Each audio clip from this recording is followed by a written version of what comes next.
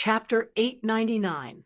With Huaisher's shout, the village of Dusk in the distance shook violently. The armor in the middle of the tower of the Eternal Frost Core fell off. Countless complicated machinery extended from it and quickly expanded, turning into the familiar silhouette of a pistol that Huaisher was very familiar with. Super small judgment organ. Arm it! There was no need to predict or aim.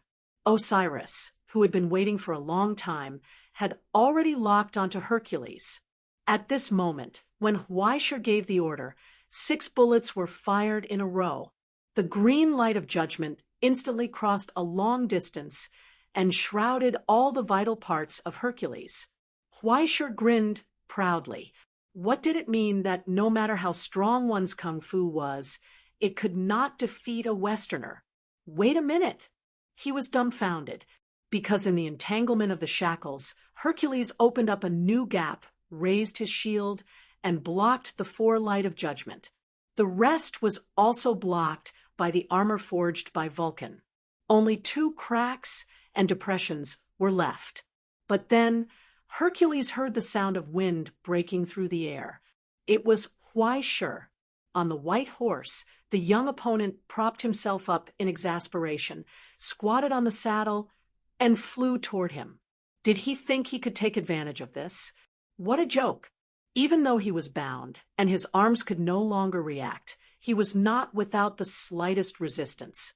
Ignoring the piercing of the pike of compassion, Hercules raised his head and smashed it at the young man in front of him.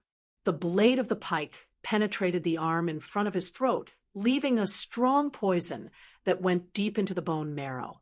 Meanwhile, Hercules's head had smashed into Huaisher's chest. It was like being hit by a cannonball. Huaisher was sent flying backward. It was too rash, too radical a tactic, and turned this blow into a gamble. Now he was in midair, and there was no way to escape. With all his strength, Hercules forcibly tore off the chains binding his body amidst the hissing of the giant python. He raised his hand, opened the copper jar at his waist smoothly, and pulled out a killing move that could determine the outcome of the battle. The head of Medusa, within a range of 2 to 10 meters, there was no space to dodge. This was also the range where the curse was the most powerful.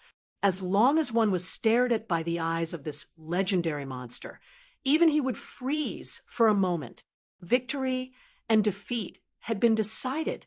Then, in that instant, he discovered that he had been petrified. The solidified gray color quickly spread over his body, and in his hand, the coquettish head with long viper hair was actually facing him. That gorgeous face was sneering at him, mocking the legendary hero's carelessness, when, just a moment ago, or perhaps it was even earlier than that, when Huaisher found that Hercules had become his enemy, he began to think about how to defeat this legendary hero, just as the resurrected legend was patiently collecting information about him. This was Huaisher's greatest advantage, as an existence who had left his illustrious name in history. Everything about him had long been recorded in history. Countless secrets could also be seen at a glance in the database of the Astronomical Association. Through searching the offline content, Huaisher knew everything like the back of his hand. 12 great achievements, the blessings of the gods, all kinds of terrible moves and skills, and even all kinds of weapons and trump cards. He was prepared for all of them, but among them, what he feared the most was not the Vulcan sword, nor was it the terrible swordsmanship that had once killed the Hydra in an instant. It was the existence of the head of Medusa. In the myths and legends of Greece, this was simply a bug-like weapon. The moment one was stared at by the pair of cursed eyes, no matter what kind of holy beast or powerful enemy the enemy was, they would be petrified by endless resentment. The weak ones would be directly turned into stone, and the strong ones would be even more tragic. When fighting with such an opponent, even a moment of delay would be the end of him. Even if Huaisher had extremely high resistance to all curses, he did not dare to bet on whether he could be immune. He had to be prepared. But he did not have any weapons gifted by the gods, nor did he have any equipment related to mirrors. If he simply made an ordinary mirror, he would probably be pierced by the eyes in an instant. Therefore, he had to be careful from the beginning to prevent the opponent from using this kind of attack. He had to keep a distance, ensure that he had the ability to react at any time, and ensure that the opponent did not have time to use this kind of power. Otherwise, once he was controlled, the outcome would be worrying. Therefore, the moment when the self-sacrificing attack did not work, Huaishur did not feel despair or fear. Instead, it was a flash of inspiration that even amazed himself. The binding of the rope of sorrow, Beelzebub's attack, the slashing of the axe of wrath, the piercing of the spear of compassion, even the hurricane that came from the gallop and the roar that came from the distance. Huaishur's attack and changes. There was also the collision and squeezing of the white horse. There were so many places and disturbances that he needed to pay attention to, that he had to be vigilant and pay attention to every place. So much so that Hercules did not notice that Huaishur's other hand, in a place where he could not see, had quietly turned the jar that sealed the skull of Medusa over. He did not take it away, because this was already a miracle mark that was bound to Hercules. He did not destroy it, because Athena's copper jar could not be destroyed in a hurry. However, in the most inconspicuous and gentle way, Lin Manya stealthily moved it in another direction. Even if he left it alone, the tangled string would untie itself when the horse bumped twice. But unexpectedly, Huaishur found that even Medusa in the copper jar seemed to be cooperating with him. Starting from Perseus, Hercules' great-grandfather, this hatred had lasted for 4 generations. Even if she had lost her mind and soul, the leader of a large group from Gorgon was eager to take revenge on the hero. Now, the time for revenge had finally come. Under Medusa's venomous gaze, the petrification spread rapidly and collapsed rapidly. Hercules struggled violently, but this curse could not imprison him at all.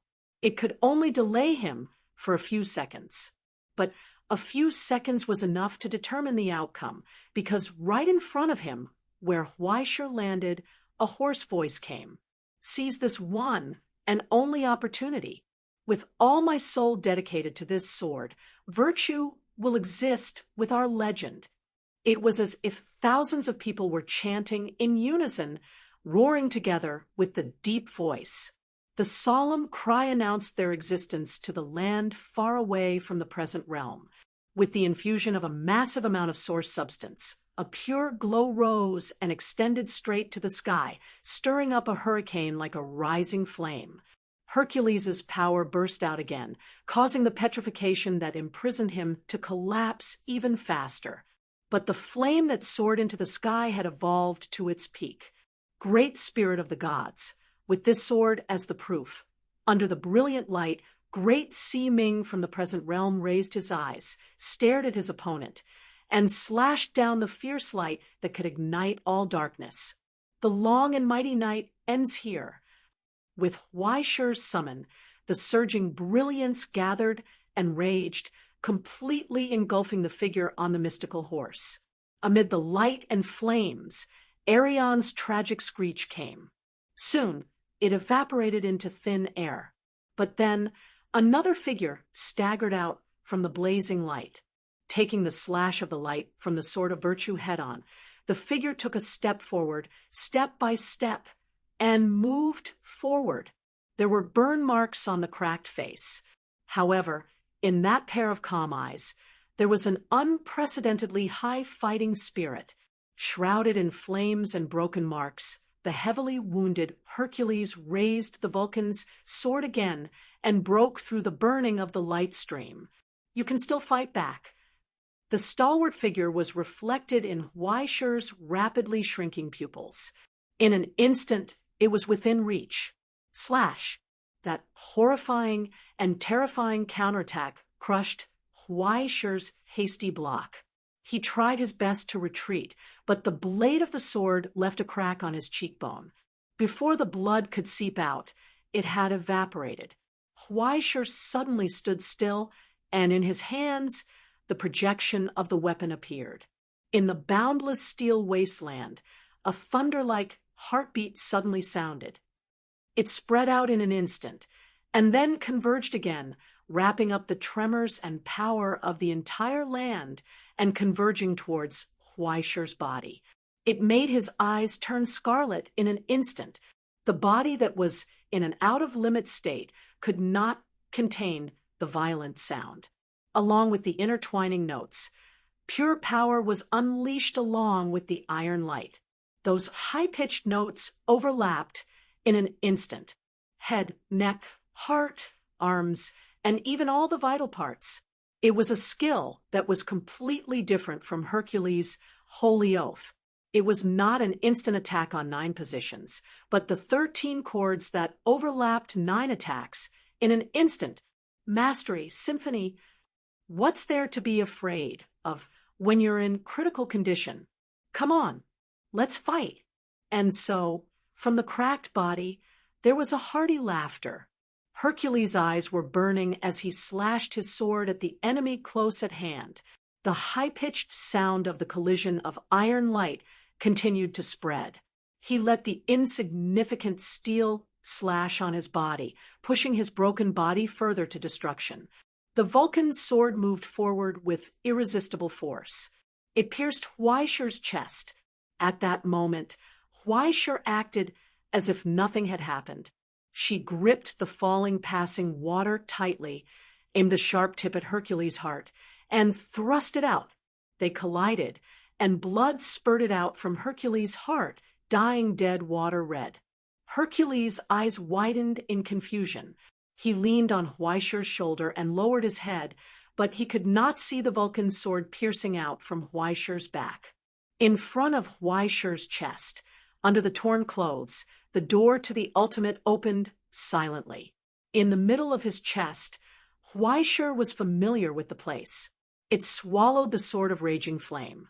When Huaishur pulled back, the sword of raging flame reappeared from the darkness of the ultimate. Until now, the raging flames and heat burst out from the ultimate, causing blood to ooze out of Huaishur's mouth and nose. And he coughed violently. Black smoke and sparks were spat out from his mouth. The remaining flesh of the beast of eternal life began to expand rapidly and invaded Huaishur's body, but it could not shake his soul. Instead, it repaired the broken body and made it whole again. With the help of this indescribably terrifying sword, the last bit of remnant was finally digested under the torment of divinity.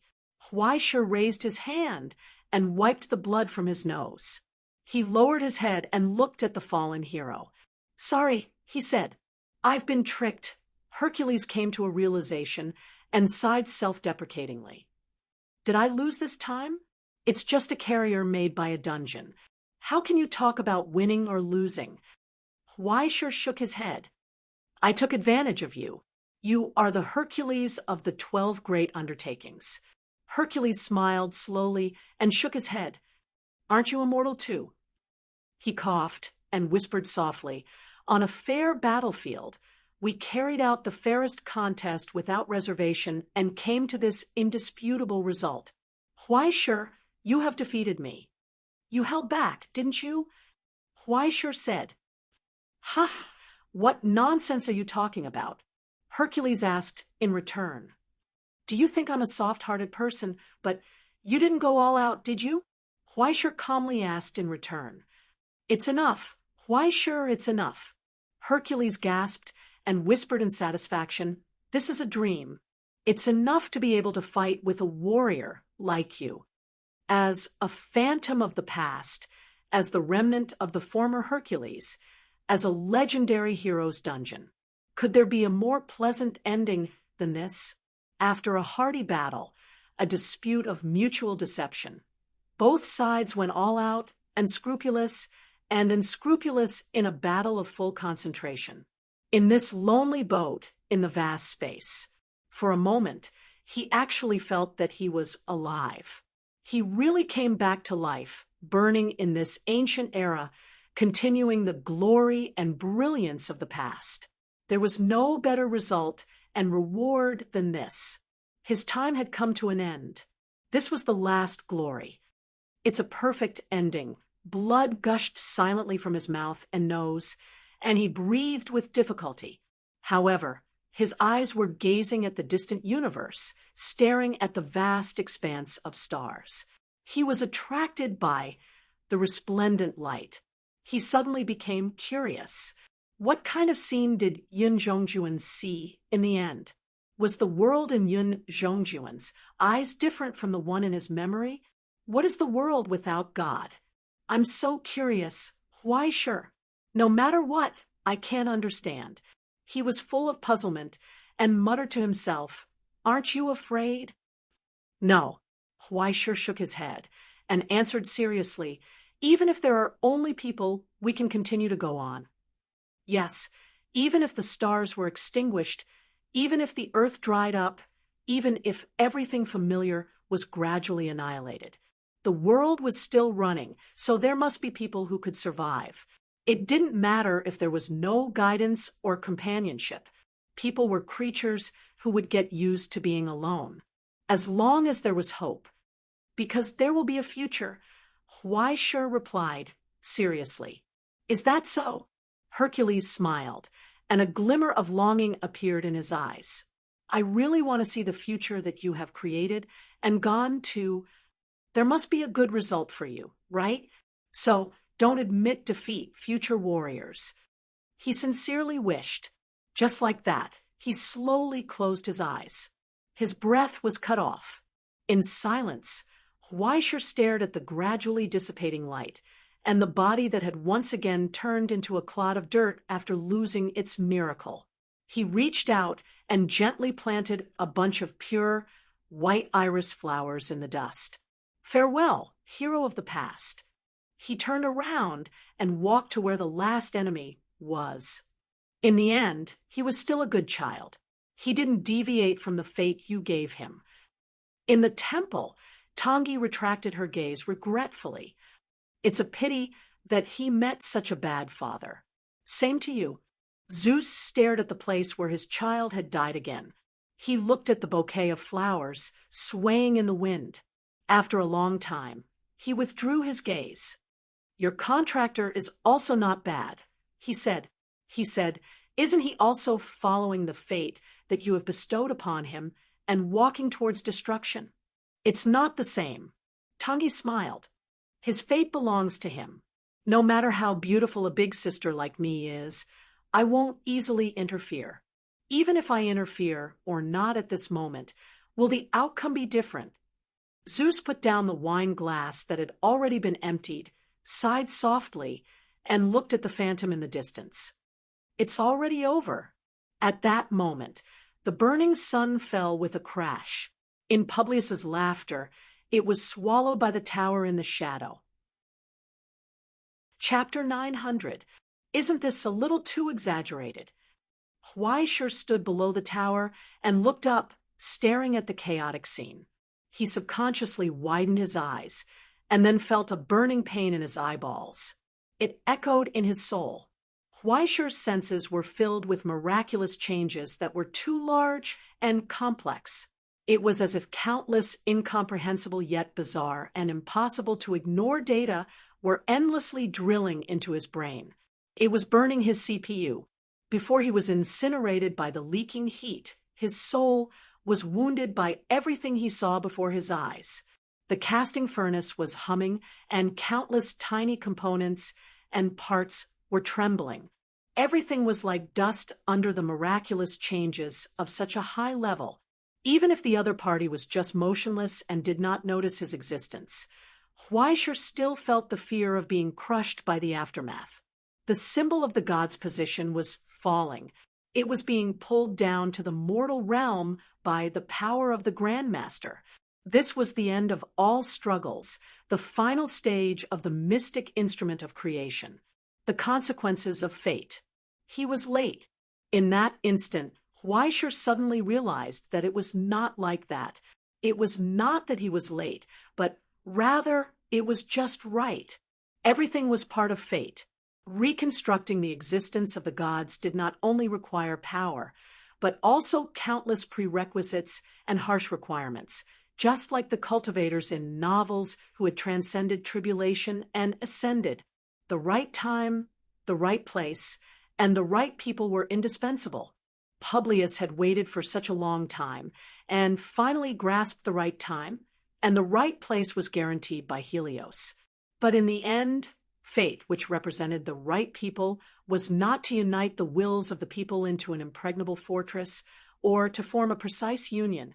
Instead, it was to start a struggle, whether it was the natives of Helios or the alchemists who had ascended to Helios. Everyone who was pushed to set foot on this land by their own needs, wishes, or fate was part of the ritual. It began with a struggle and ended with a struggle.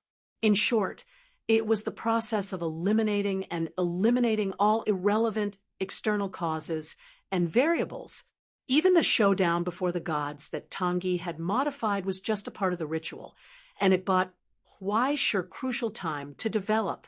But the ritual itself had never changed. When the struggle came to an end, the results of the ceremony would also be revealed. From the moment Garland failed, there was no longer anyone in Helios who could stand in Publius' way. Not even Huaishur could do it. No matter who won the battle between him and Hercules, he would eventually help Hubris complete the last step of the ritual. When all the changes were over, Publius's fate was finally cleared of all the dust. It turned into a flawless and transparent container to contain this immortal cornerstone. Now, right in front of Huaishur's eyes, the tower made of shadows cracked open with a rumble, like the open mouth of a vicious beast. Under the pull of blood, the sun wheel was completely swallowed into its belly. Thus, all darkness and light annihilated each other. A glorious silhouette slowly emerged from within. It was just like the David sculpted by the Grandmaster Michelangelo himself. The perfect posture of a human body emerged from the collapsed ruins. The posture that contained the beauty of divinity was undoubtedly the manifestation of the image of a god. When Publius looked forward again, his indifferent gaze shrouded Huaishur, who was struggling to stand in front of him. There was no need to move, speak, or even think. The moment Huaishur was covered by the gaze from above, an invisible pressure had already descended on his body and soul. It had nothing to do with the magnitude or insignificance of power, the lack or abundance of divinity. It was purely a difference in quality. The stigmata was a product created by imitating the authority of a god, and it could not be compared to a real god. Just like the double-slit experiment in the laboratory, under the gaze of the strong observer, the probability cloud began to collapse. Huaishur's soul trembled violently, and he felt the invisible gaze like a torrent, almost destroying him. His consciousness was evaporating. "You're in the way." The moment Publius furrowed his brows, an invisible repulsive force suddenly burst forth. The disdain and resistance from the god caused Huaishur to fly backward and roll on the ground in a sorry state. He was suppressed by the invisible pressure, and after smashing through several walls, he fell to the ground, unable to get up. But Publius' gaze did not linger on him for even a second. It would be better to say that Huaishur was standing in front of him. When he raised his head and looked at the place where Huaishur had originally been, his gaze penetrated the long distance and countless insignificant dust particles. It crossed millions of miles. He looked at the location of the present. Therefore, at that moment, there was a glow of excitement in his eyes. He finally felt that indescribable attraction. "It's calling me." That world was calling out to him. It was calling out to the return of the god. This was the proof of his status as a god, the symbol of Publius' success. At that moment, accompanied by Publius' laughter, Helios burst forth with a loud rumble, and the broken sun chariot was forcibly awakened, draped in a resplendent halo of light. Finally, it broke free from Jupiter's enormous gravitational force and began to patrol once more, towards home. Has it finally begun? Hades raised his head and looked at the countless twinkling stars. He had already foreseen what was about to happen. The return of the sun Publius was responding to the call of the heavens, and he began to return to his original position. He was returning to the present, source, substance, spirit essence, and transformation. These were the three major axes of the present, just like the myriad of things born from the pillar of transformation and the silver ocean born from the pillar of source substance. The gods originated from the crystallization of the pillar of spirit essence. They were created by the heavens, but at the same time, they were also bound by the heavens. From the moment they were born, they were tightly bound together. It could be said that they themselves were an extension of the pillar of spirit essence, a part of the present. No matter how the world changed, no matter how different the forms of the gods were, the gravitational force between them would never change. And this power, which came from the same source, would never be rejected by the present. It was just like when he received an appointment and went to take it. Publius would set off under the call, following the resonance of this gravitational force, and set off toward the present. He would return to the world waiting for him to govern. At that time, he would gradually obtain the heavenly fate and authority that he deserved.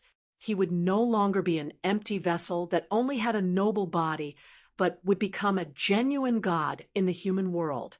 There would be no obstructions along the way, and even the three great seals would be useless.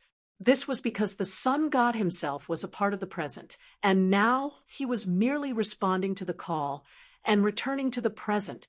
But for the people of the present, this might not be the gospel of salvation.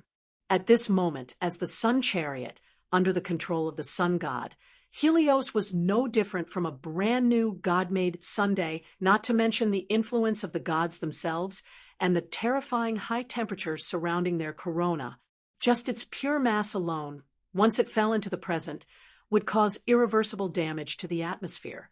And then the impact would cause an uproar in the crust that would not be inferior to a magnitude 12 earthquake. Not to mention, the sun god himself was a huge threat to the three great seals. At this moment, for the present, Helios would become a major threat flying in from outside the Earth, a terrorist attack weapon that was enough to cause heavy damage to the present ecosystem. After meeting this standard, then soon, the existence of Helios would fulfill the prophecy from the Silent One's stone tablet, and he would be officially given another layer of symbolism, destruction of Su Apophis. At this moment, on the moon, the ring of the heavy mass cannon lit up with dazzling electric light. In the crust of the moon, dozens of nuclear power plants hidden deep under the ground began to overload, continuously providing enough energy for the giant cannon to store power every minute and every second, enough power to completely vaporize an entire city from the surface gathered here, waiting. Under the shroud of the huge magnetic field, the giant alloy ingot with the mass of a mountain was also suspended in the vacuum of the universe, trembling violently, waiting for the command to fire. Probe data collection completed. In the command room at the deepest part of the Earth's crust, an observer turned back and reported loudly, "An unknown signal has appeared from Helios. It has been confirmed to be a compound characteristic of Beta 2 and Delta. It is speculated to be the divine transformation of the alchemists." In the command room above, the silent middle-aged man asked, "What's the progress?" "It's almost complete," the observer reported. "The coordinates of Helios have begun to move." A short silence came. The old lady on the right, the representative from the Stoneware Society, was stunned for a moment, and then could not help but ask, "Grand Master, what about Grand Master Garland's signal? After the last appearance 2 minutes ago, he fell into silence and lost his response." She was stunned and did not speak for a long time. At the end of the long table, the head of the Moon branch of the Command Bureau stared at the data before him, slowly tapping the table, and suddenly asked, "What about the preparation of the heavy mass cannon?" "It's done, ready to fire at any time. Keep it warm and wait for orders." The branch head nodded and looked at the other end of the long table at the projection that appeared above the empty seat, waiting for orders. "Would you like to give the order to fire, Secretary General Yeager?" In the projection, the silent middle-aged man did not speak. He just silently stared at the screen in front of him, carefully observing the solar wheel that was slowly approaching the scene. Finally, he looked at the list on the table. From top to bottom, he counted every member who boarded Helios, and finally stopped for a moment on a certain insignificant name. "Wait," Yeager said calmly. "Wait a little longer." Chapter 901, The Door of Merchants and Alchemists. I'm afraid that the Astronomical Society has already activated the Earth-Moon defense system, right? Maybe some super sci-fi weapon is already aimed here. And then, in the illusory temple, Tangi gestured with a pistol and said, "Then there will be nothing left." Zeus looked up at her. "You don't care about your contractor being smashed to pieces at all? Or are you really going to push him to his death? No, if you want to talk about it, you have more confidence in the conservative bureaucracy of the Directorate of Command, don't you think?" Tangi shrugged. If it wasn't for the most critical situation, they would never take irreversible measures. Now, maybe they are still waiting and watching. They are mortals after all. Zeus sneered disdainfully. Waiting for what? Waiting for a miracle to happen? You can't say that. Tangi held her chin, blinked, and smiled. Waiting and hope are the most beautiful things in the world, aren't they? Mortals pray for miracles, but miracles never work for the gods. Zeus was still cold. Even if a miracle stands on their side, it won't work. As the source of power, the stigmata was essentially the manifestation of miracles. But miracles were useless to the gods, and the gods never expected miracles to appear beside them. This was because miracles were nothing more than their reflections on the ground. The essence of the gods was already in existence above miracles, and they were the beloved children of the present. Relying on such things to fight against the gods was no different from hoping that the shadows on the ground could defeat the gods. What a joke! Hubris didn't need any other power at all, because even if he only had a divine seat now, he was still invincible like a cheating device. Only another god or a relic of authority forged by a god could hurt a god or a natural enemy who possessed the god's wedge, which was equivalent to a god's position. Apart from that, everything else was just the moon in the mirror or flowers in the water when compared to a god. Unfortunately, there was none of those things in the present Helios. Even Helios itself was under the control of hubris. Could it be that I've misjudged him? Zeus asked. Your contractor, what god's blood descendant is he? He has the status of a demigod and can touch the realm of the gods and cause harm to hubris? Isn't that a bit too much? Tongji shook her head and could not help but say helplessly, he's a proper, normal human. Although his luck is a little strange, always picking up strange things and then being unlucky, he doesn't look like he can kill a god, no matter how you look at it. Do you have some unrealistic expectations of my contractor? Zeus's expression became more and more strange. Or are you going to sacrifice the god's wedge that you rely on now to protect their world? Are you thinking peaches to eat? Tongji widened her eyes and slammed the table angrily. When have you ever seen me return something that has entered my pocket? It's fine if you want to save the world, but you want me to pay for it? You. Thus, Zeus's expression became more and more complicated. It was as if he had seen a ghost. This is not it, and that is not it. He asked, doesn't that mean you are going to lose? Not really. I haven't lost yet. Have I? Tongi sipped the tea in her pink teacup, and the straw seemed to be sizzling happily. Have you forgotten the most important question, Zeus? The most important question. The most unknown secret of all.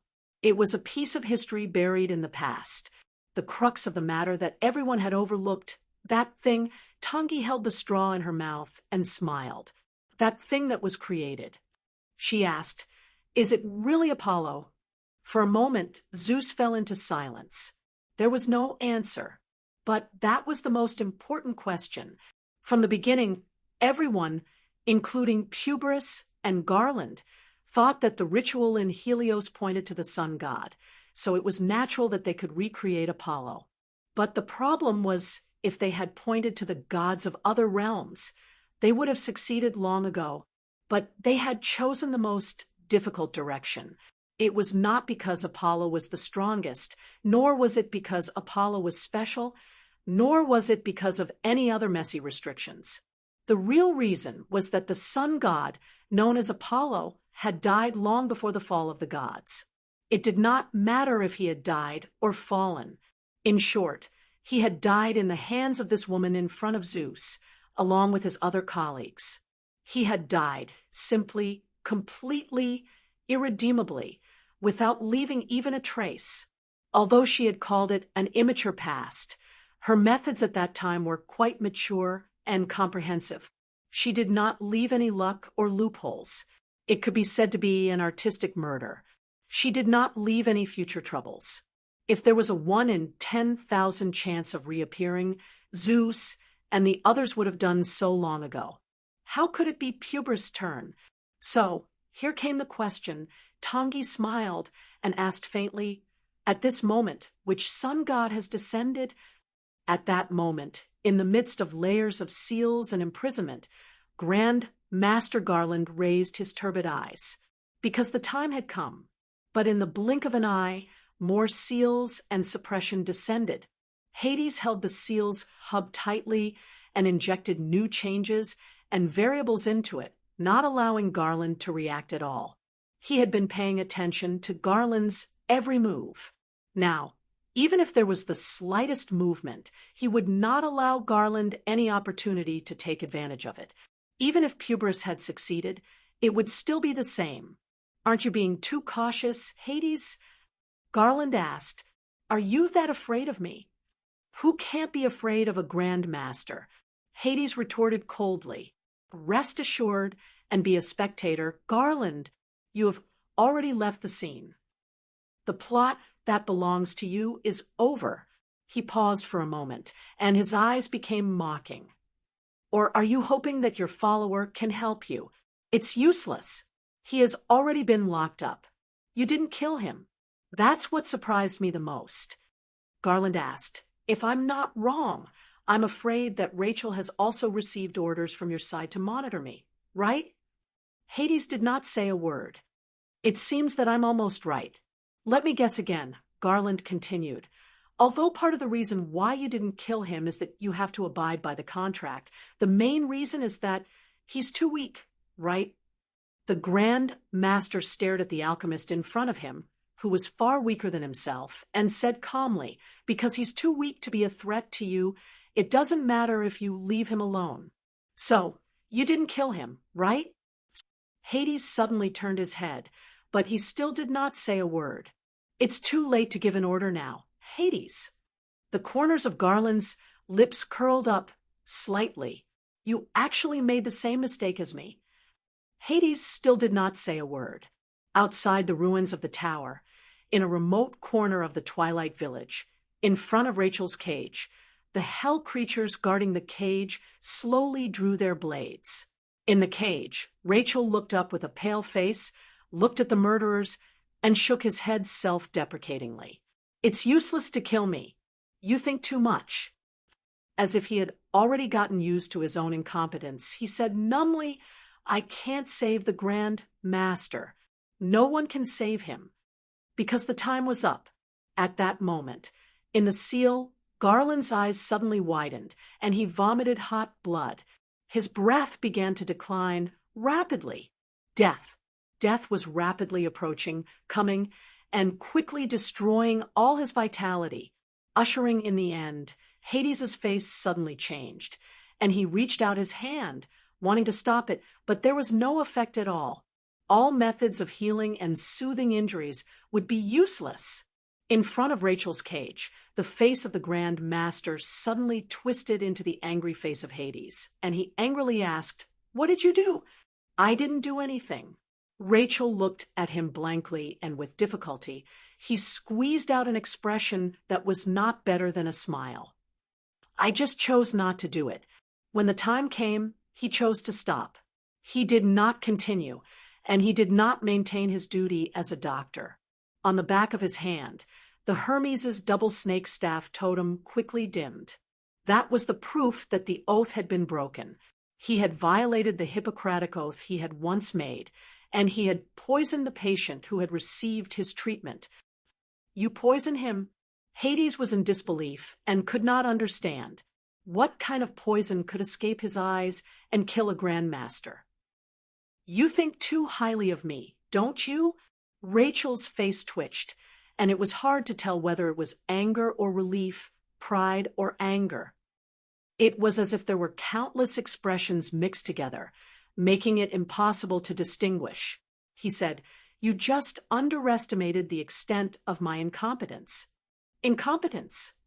Since he became an alchemist, this word had always surrounded him, stuck to him, and could not be removed. It followed him like a shadow, never leaving him for a moment. As the successor of a school, he could not even master the secret recipe of a profound potion. He wanted to do good, but he could not cure the patients who asked for help. He did not even have the ability to do evil. His poison was nothing more than an ordinary thing, a joke. Whether it was the right path or the evil path, they all rejected him, no matter how much he longed for himself to achieve something. The only useful thing was this life-prolonging mystic ritual that could only be used once in a lifetime. Using his own life as a consumable to connect with the other party, burning his future in exchange for a glimmer of hope for the dying at this moment. Don't you understand? Hades? Rachel spread out his hands, showing his palm lines that were no different from those of a Grand Master, and told him, "In fact, the garland you see is already dead." Long before he went up to Helios, long before he left the present realm, Grand Master Garland was already dead. His existence as a doctor was not to treat his increasingly serious blood fever, nor did he have the ability to restore his health. It was to keep him alive, as an extra life reserve to provide for Garland's survival. It did not matter even if he could only live like a walking corpse, even if he was still dying. Grand Master. At that moment, Rachel took a deep breath and used all his strength to roar into the distance. "The contract between us is complete." As if he saw a pair of eyes full of resentment, Garland slowly nodded in the seal. "Yes, that's right." He acknowledged, "Our contract is complete. Thank you." In the midst of death, Garland sincerely expressed his gratitude. "Thank you, Rachel. I promise that your sacrifice will not be in vain. In the name of the Grand Master, I promise you that the school and workshop you have inherited will continue under the protection of the Stone Cauldron Society until your successors can stand on their own." "Stop!" Hades reached out angrily, grabbed Rachel's throat, and pulled him out of the cage. "Stop now." I won't." Rachel's expression twitched. He did not look like a man at all. He actually cried under coercion, but as he cried, he revealed a smile. It was as if he was smiling with deep pride. "I am a person without talent, but those children, they still have a future. Yes, a future. Unlike a useless teacher who was wrongly loved, that was a beautiful future that only belonged to them." Rachel raised his head proudly and used the last of his strength to tell him, "For them, I will do anything." It did not matter if he licked someone else's boots like a dog. It did not matter if he lost all his dignity. So, even if he died, it did not matter. At that moment, Rachel smiled, and his breathing was completely cut off. A mediocre alchemist would eventually die from the poison of his own mortal things. If there was a trade-off, then let him be the one to be sacrificed. His own death in exchange for the death of the Grand Master. His own death in exchange for the future of his students. This was the last alchemy of the useless alchemist Rachel. Then, a miracle came from the furnace. Chapter 902. Following Rachel's death, Garland's breathing ceased as well. However, within the seal, there was an uncontrollable surge of heat. When Garland's heart stopped beating, a thunderous roar burst forth from his decaying body. Blood flowed out from his mouth, and no silently, but it was not cold. Instead, it was far hotter than before. Just a drop of blood was enough to scorch the ground, igniting steel, rocks, and even the source substance flowing in the seal. The shackles that bound Garland's body turned into fuel at this moment. They were engulfed by the terrifying heat and were pulled into the emaciated body. The simulated spirits rapidly disintegrated and merged into the flames and high temperature, causing the blood that was comparable to lava to become even hotter. Just a little blood leaked out, and a huge source of heat appeared out of thin air above the ruins.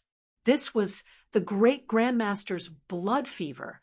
No, even if it was blood fever, it was just a symptom.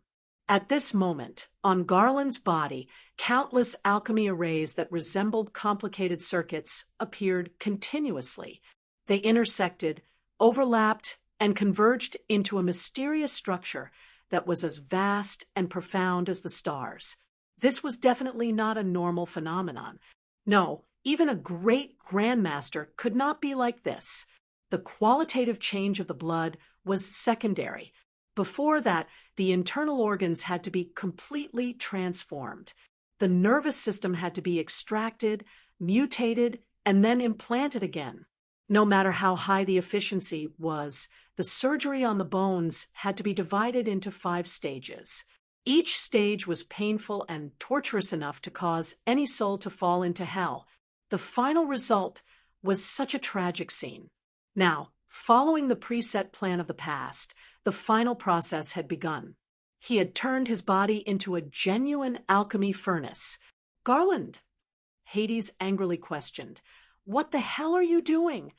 "Doing what I should do." As the source substance surged, a hoarse voice appeared in Hades' consciousness. Doing what an alchemist should do. This was the last alchemy of the great Grandmaster's life. He had completely refined the miracle that had been accumulated in his body through countless alchemy in his life. At this moment, Garland's head finally drooped powerlessly. The last light in his dim eyes faded. Perhaps this is the price I have to pay, offering his soul and everything. After 100 years, this gift of fate would be repaid in the form of life. At that moment, the sound of the furnace cracking could be heard. The glow of burning souls emerged from the shattered face, blooming with a dazzling brilliance. It was a miraculous crystallization created by the accumulation of a lifetime and the offering of one's soul to fate. It was not a strange divine mark, nor was it a terrible authority. It was just a pure divine mark. The Grand Master had exchanged his soul for the sacred mark, which belonged to Garland alone. Even if he could only exist for a short moment, at that moment he was the incarnation of a miracle, a living sacred mark. At this moment, as the furnace shattered, a large amount of boiling hot blood spread out, while the dazzling stigmata arose from Garland's body and spread its huge wings. In an instant, he passed through all obstacles. Regardless of whether it was the seal on Helios, the shackles that Hedy had schemed to create, or even the suppression of the gods, all of them were like a breeze in front of it, not worth mentioning. It was a power that could go against the gods, betray fate, and break free from the earth. This was the result of the Grand Master Garland's life symbol and pursuit, a killing move created to target Publius. I am the chaser of the light. I am Icaros. The moment Garland soared into the sky, a mighty voice reverberated in the sky, ringing in everyone's ears. O gods, I am here to return this lowly life. Following the solemn declaration, the soaring Icaros laughed loudly, spread his arms, and pounced towards the solemn domain, where the gods were. Today, I shall embrace the glory of the scorching sun. This was an unstoppable determination. Even the gods could not stop the light of burning souls. At this moment, Icaros smiled. After so many years of rebellion, as Garland, he had finally returned to the right track of Publius. He followed the destiny that he was destined to when he was born, spread his arms, and began a never-ending climb towards the gods. Even if the glory of the gods would burn him to ashes, he would not hesitate. So what if I'm close? On the throne, Publius roared. He reached out and grabbed the sacred mark that was close to him, unable to control his anger. This was the anger of being betrayed by a close friend. Can't you share this joy with me? He rebuked. Aren't you the one who understands me the most in the entire world? Do you really have to stop me, Publius? Now that things have come to this, Icaros could not help but laugh. For so many years, they had each played the role of the other, but in the end, they realized that they could no longer tell which soul belonged to them. Who was Publius and who was Garland? There's no difference, my friend, but there will be a result. This duel will be passed down to the future generations and will be judged by history. Garland will be the righteous one. Publius will be the one whose scheme was thwarted. Be it glory or sin, we shall share it together. Perhaps, since the day the two of them exchanged their fates so long ago, this kind of future and this kind of result had already been decided, because I am the price you have to pay. Icaros reached out with great difficulty, trying to touch the god's face. Just like you are the price I have to pay. But in the end, he could not cross this distance. His arm had already been burned to ashes by the light of the god. An uncontrollable collapse spread from the innermost part of the miracle. After exhausting all of his efforts, he finally arrived in front of the god, but he could not even make the most basic counterattack. His final death was imminent, but unexpectedly he did not feel afraid, nor did he feel uneasy. He was just expressing his gratitude to this fate from the bottom of his heart. Everything is a part of fate, isn't it? My friend. He closed his eyes. Please mourn for me. In that instant, Icaros completely disappeared without a trace. Publius was stunned where he stood. He stared blankly at the final radiance in his hand. It was hard to tell whether that solemn and handsome face was filled with mockery or sorrow. It was as if he was in disbelief. However, right after that, a cracking sound could be heard from his body. He fell into a daze. His noble body of a god had actually received a wound. No, it was as if his foundation had been severely damaged. He stared blankly at his hands, only to see the cracks spreading continuously until they covered his entire body. Under his body, the radiance of the sun appeared and quickly flowed out. His divinity was rapidly draining away. Garland! Publius finally realized what was going on and let out a roar of rage. This was the final counterattack of the Grandmaster Garland against his former best friend. He did not need to damage Publius's body, nor did he need to interfere with his soul. All he needed to do was arrive in front of him. When Publius succeeded and finally ascended to the throne of a god, when he was at his strongest, he arrived in front of him. Then, he sincerely offered his prayers to the god who had already passed away, the goddess of witchcraft, the fork in the road, and the moonlight, Hecate, who had controlled their fates. He fully expressed his feelings of repentance. He prayed for the understanding of the god, who no longer existed, and used his authority as a participant. From the Eleusis' secret ritual, where he had exchanged fates twice, he removed the ritual in which he had been the recipient. And so, in that instant, the gains and losses were reversed once again. The fates of both sides were once again changed. Half of Garland's fate was returned to Publius, and the other half of Publius' fate was returned to Garland. But now, the fates of both sides were completely different. Even if half of Garland's death was still death, the other half of a god was still a god. When Garland completely passed away, the half of the power of a god that he had obtained was handed over to the successor he had arranged, as he had prepared from the very beginning. And so, accompanied by Publius' miserable roar, a brilliant flame appeared in his cracked body, and a half-broken sun flew out from it, flying into the distance. It flew toward the young man who had just crawled up from the ground and did not understand what was going on, a confused look on his face. Above his head, the projection of a contract appeared. It was Huaishur, who had signed a contract with Garland and inherited all of his authority in Helios. In a daze, Huaishur seemed to see the deceased Grandmaster once again. From the surging, illusory light, the old man holding the cane appeared once again. He nodded slightly at Huaishur, turned around, and left. "I'll leave the rest to you." Huaishur was stunned for a moment, then slowly nodded. "Leave it to me." He spread his arms, waiting for the sun formed by the surging light to swallow him. But right after that, the stream of light that was flying towards Huaishur split into two.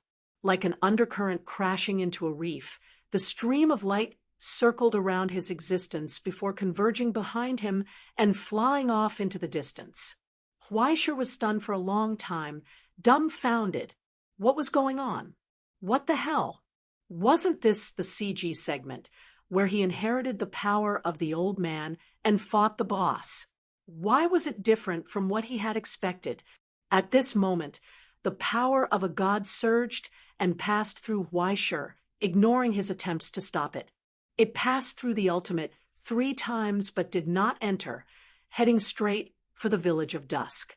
When Huaishur turned around, he saw the young man standing on the top of the Eternal Core. It was so familiar. His expression was calm and indifferent. He lowered his head and smoked a cigar, smiling as if he was talking to someone. It was the inheritor of the American noble blood, who had disappeared since he boarded the ship. Ezektor. At this moment, the broken sun flew over, he smiled and half knelt on the ground, welcoming the power of a god that was about to descend. Then, the door of the Eternal Core opened with a bang. Chapter 903. 10 minutes ago, while Huaishur and Hercules were fighting each other, the door of the Eternal Frost Furnace was pushed open by a late traveler. In the darkness, the skeleton sleeping in the water tank seemed to have sensed something and moved gently in the divine wine. But it was still immersed in the dream of the past and had not woken up. Is someone coming? I can't hear. It clearly. Is it a passing guest? It's been a long journey. Is he tired? Maybe I should let him rest, but I'm too sleepy to get up. Sorry, the food and sleep are in the cabinet. Please help yourself. In silence, Izzy took the cigarette from the corner of his mouth and quietly stared at the sleeping skeleton in the water tank. After a long time, he slowly half knelt on the ground. He lowered his head as if he was facing a high and mighty figure, and said respectfully, "Your Excellency, I come from the place where the mountains meet, bringing greetings from the Mother of Gold and the moon, Mamakiria." Mamakiria? Where have I heard it before? It's a familiar name, but I still can't remember it. In the water tank, the skeleton's dark eye sockets were illuminated by the rising light outside the door. I'm not used to it. I feel a little uneasy in my sleep. Is there a banquet outside? Are my father and the others drinking all night again? Is it another victory? You defeated the enemy again, didn't you? The light is too bright and too brutal. Those overly indulgent banquets, those cruel trophies, The blood flowing in the honey wine, the skeleton was still immersed in the dream fragments. The memories of the past seemed to emerge again, but those distant outlines were too vague to recall. He only remembered a burly figure sitting at the highest point, raising a wine glass with a horn, laughing loudly, and waving to him. "My child!" The one-eyed man raised his arm and called proudly, "Come here! Come to father!" "Who is he? Who am I?" "I can't remember." After a short wait, Izzy seemed to have finally mustered up his courage. He looked up at the unresponsive skeleton in the water tank and sighed helplessly. He reached into his pocket. "Please forgive me for offending you." He took out a small box from the inner pocket in front of his chest and opened it, presenting it to the skeleton. Inside the brocaded box lay a tender green branch. Because of its precious preservation, it had not withered or withered. It still glowed with its former bright luster, and the opposite green leaves still emitted bursts of vitality. It was a mistletoe that had never been seen on Helios. Instantly, the sound of countless bubbles rising could be heard from the water tank.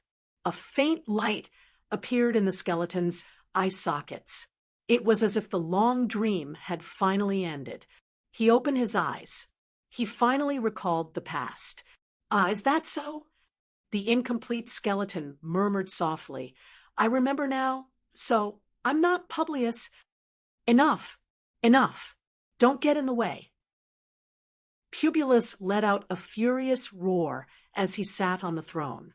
He had lost all of his patience and unleashed all of his power, causing Helios to tremble violently and the earth to rumble. "I've had enough. These annoying obstructions and variables." He raised his eyes, his cracked face filled with killing intent as he looked at the dazed Huaishur not far away. He wanted to completely eliminate all opponents that stood in his way. No matter who it was, they would not be able to stop him from advancing. No matter who it was, they would not be able to change the outcome he had obtained. Thus, Publius raised his right hand once more.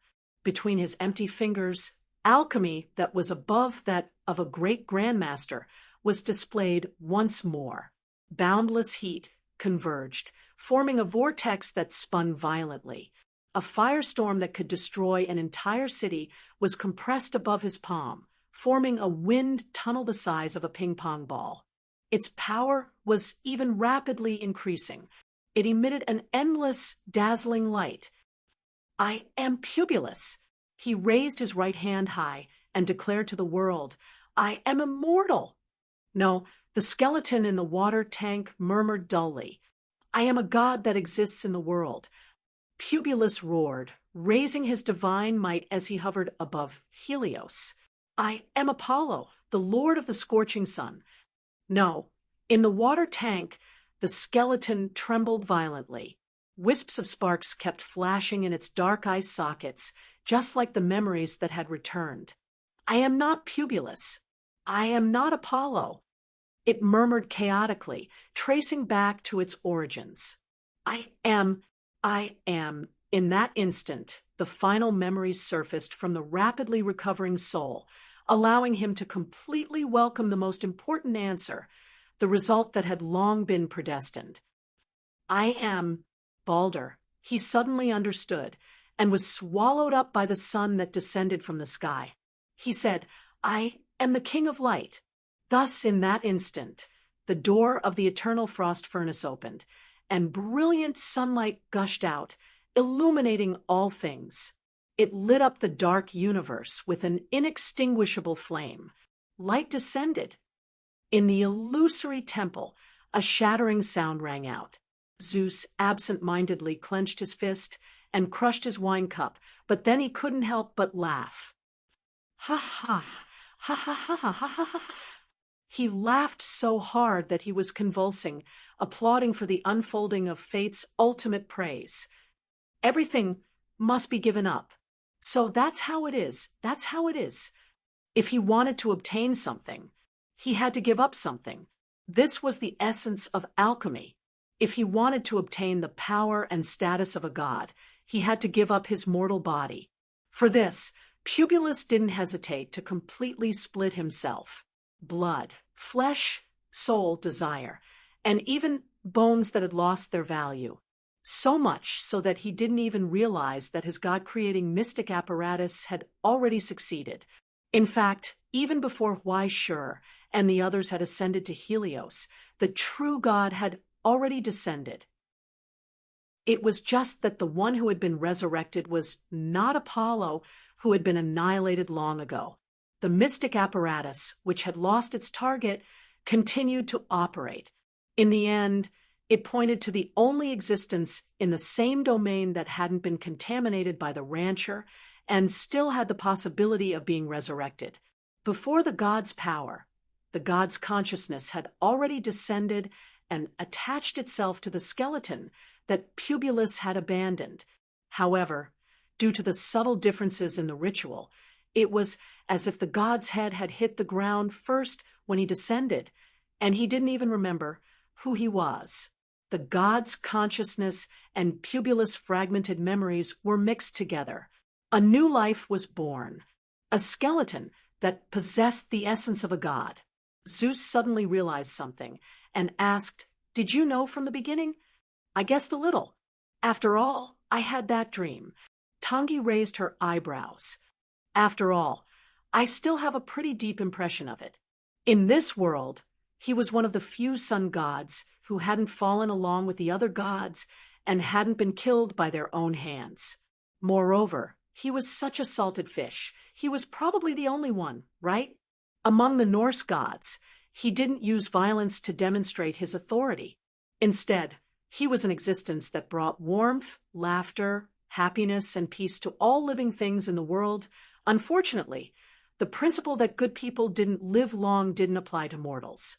It was also prevalent among the gods. Even before the gods had fallen, before Tangi had killed her own kind, he had already lost his life to the tricks of the god of conspiracy and died at the hands of his own uncle. No, it should be said that even without Loki, he would have fulfilled his destiny and met with such an end, right? From the beginning, before Balder was born, his death was destined. To trace the root cause, one had to go back to the social history of the gods that Tangi had once told Shur. The existence of the divine system was essentially the union of the gods, and the gods had their own responsibilities. However, there were always some things that others weren't willing to do.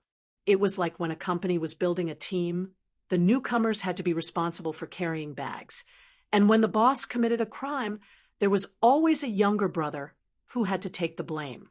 When the class was cleaned up after school, there was always a group of people who had to clean the toilets. The current situation was so beautiful. So who would be responsible for guarding hell? Just like the unlucky child Hades, who had been schemed against by his younger brother in the Greek divine system, there was always someone who was unlucky. In Domshia, it was the Lord of Mount Tai, who had a great sense of responsibility. In Egypt, it was the half-dead Osiris. And in Northern Europe, everyone carried forward the democratic voting system, which meant that everyone pushed the work to the most annoying person in the team. Loki, in order to appease his unlucky brother. Odin and Loki made an agreement that Loki would temporarily manage hell, and the future would be handed over to his daughter. As a reward, his son would enter into a marriage contract with her as the god of light. However, who in the Norse gods didn't know that their words were like farts? From the beginning, Odin had never thought of fulfilling his agreement. In particular, when he discovered that the goddess of the underworld had already prepared a marriage hall for his son in hell, he was determined to violate the promise he had made. The Queen of Heaven, Frigg, pleaded with all things in the world to swear that they would never hurt the god who brought light and warmth to the world, and all things faithfully fulfilled their promises, as promised. The only thing missing was one thing: mistletoe. It was precisely because of this that Balder died under Loki's scheme. Cause of death: Uncle's daughter wasn't good-looking and couldn't find a partner, so she could only make do with him. Unfortunately, in such an ancient era, there was no marriage annulment story. It was really a pity. From then on, the world lost joy and sunshine, and the gods lost the sun god, who they could trust and feel at ease. This was the origin of Dusk is Coming. And when Odin tried to act shamelessly again and sent an envoy to the underworld to ask for Baldur's soul, he was stopped by the goddess of the underworld's maid. The two sides made another agreement. If it was as Odin said, that all things in the world mourned for Baldur's death, then the goddess of the underworld would let Baldur return. The result was regrettable. When all things mourned for Baldur's death, Zeus couldn't help but look to his side. There was a crow who happened to pass by expressing that he was very happy. It's okay, it doesn't matter, it's fine. It's New Year, and he's dead, and he's still a child. It's for his own good. Mourning? Mourning for what? Mourning for what? Can't you see that I'm happy? In this regard, Tangi had always been indifferent. So, just like that, she ruthlessly stabbed the Norse gods in the heart until so many years had passed. I have to do what I promised. I don't think there's anything wrong with that. Sigh, it's all in the past. Drink tea, drink tea. Tangi smiled, picked up the pink teacup, and blinked proudly. After all, everything is part of fate, isn't it? Chapter 904. Now, the final part of fate had arrived. The moment Pubris lost his divine power, Hwaishur felt an almost tangible killing intent. It came from Pubris. No, it came from the gods. When the heavens released their killing intent, the stars shifted. At this moment, the darkness of the universe seemed to be pressing down on Hwaishur along with the stars. An invisible and intangible power descended from the heavens, heavily pressing down on his soul. It almost caused his consciousness to collapse. In Pubris' palm, the turbulent vortex of fire burned more and more fiercely, aiming at Hwaishur. An endless stream of light surrounded it, making death look exquisite and gorgeous. You are indeed the variable that Hades said. Hwaishur. The god sitting high up in the sky looked down at the ant beneath his feet. Therefore, I will do my best to eliminate you completely. On the cracked earth, Hwaishur did his best to gasp for breath. He held dead water tightly, preventing himself from being crushed by that terrifying pressure. But he couldn't even stand up. He was about to be pressed into the ground by that seemingly tangible pressure. He couldn't resist at all. He could only feel the endless threat of death rising in his heart. He was drenched in sweat. When that crimson vortex the size of a ping-pong ball was aimed at him, he felt powerless and trembling from the bottom of his heart. He couldn't control himself. That level of firepower was enough to compare with the giant thunderstorm disaster that enveloped the entire city. Even if he used all his strength to defend himself, wouldn't he be vaporized in an instant upon contact? But he didn't feel afraid. Do you know Pubris? At that moment, Hwaishur tried his best to raise his head and look at the figure above him. Suddenly, he laughed disdainfully. Even if I have to carry the village of Dusk and hold the eternal frost furnace with one hand, Hwaishur, am still invincible against Helios. In a short silence, Pubris was stunned in the air, unable to understand. He felt a burst of ridicule, and ridicule from the bottom of his heart. He felt ridiculous for going all out against such trash as an opponent. This was the king of Donbua. This was the executioner that the Astronomical Society was most proud of. Was this the catalyst that Mikhail loved so much? Was this the culprit who messed up his divine creation mystic instrument? This is simply baffling. He clenched his fists coldly. What the hell are you trying to say? In that instant, as the 5 fingers closed together, an indescribable fury caused the firestorm to instantly shatter and expand. Accompanied by the fury of the gods, the firestorm transformed into a scorching red that blotted out the sky and covered the earth. Falling towards the earth, and enveloping everything. Destruction fell from the sky. It lit up Huaishur's eyes. At that moment, Huaishur took a deep breath and made the most correct decision, since he set foot on Helios. He roared with all his might. He called out to the distance, "Skeleton, save me!" Then an incomparably reassuring voice sounded in his ears. In the boiling water tank, the silent, radiant king raised his new pair of eyes. "Okay, go," he said. "I'm here to save you." Thus, the radiant king, Balder, descended. Immediately after, Huaishur was engulfed by the scorching red flames of the storm. The mighty pillar of fire almost pierced through Helios from top to bottom, leaving a straight trace that could be observed even far away in the present realm. And Huaishur was unscathed. Floating in the air, he looked at the thin layer of light covering his body in shock. The flowing light covered his body like a bubble. It made all disasters unable to hurt him, and above his head, a phantom that swayed like a lamp appeared. It was a cartoon version of a skull with long golden mohawk hair. It felt like a hooligan character in a MOBA game. What is this? Why is it so awesome? Huaishur looked at the light membrane around his body excitedly. He felt that he had entered an invincible state and felt unprecedentedly at ease. It's really amazing. This is the blessing that my mother, my real mother, left for me. Speaking of this, the cartoon version of the skull's face had a complicated expression. Don't rely too much on it.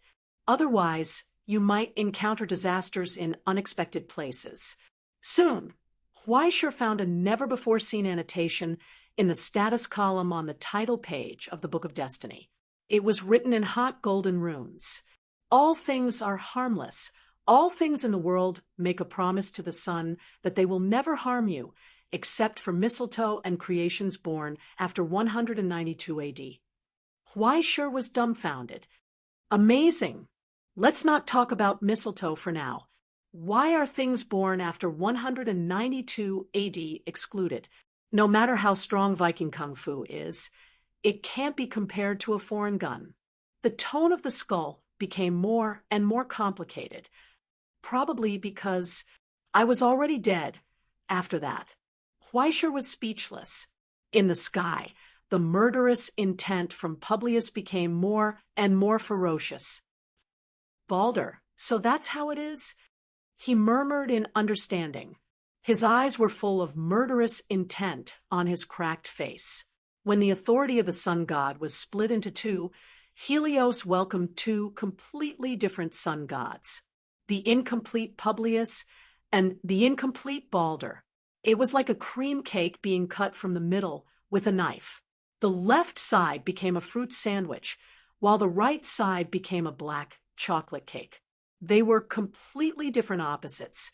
Even if they didn't understand what had happened, the moment they sensed each other, they would understand that they were cut from the same cloth, as well as the reality that fire and water were incompatible.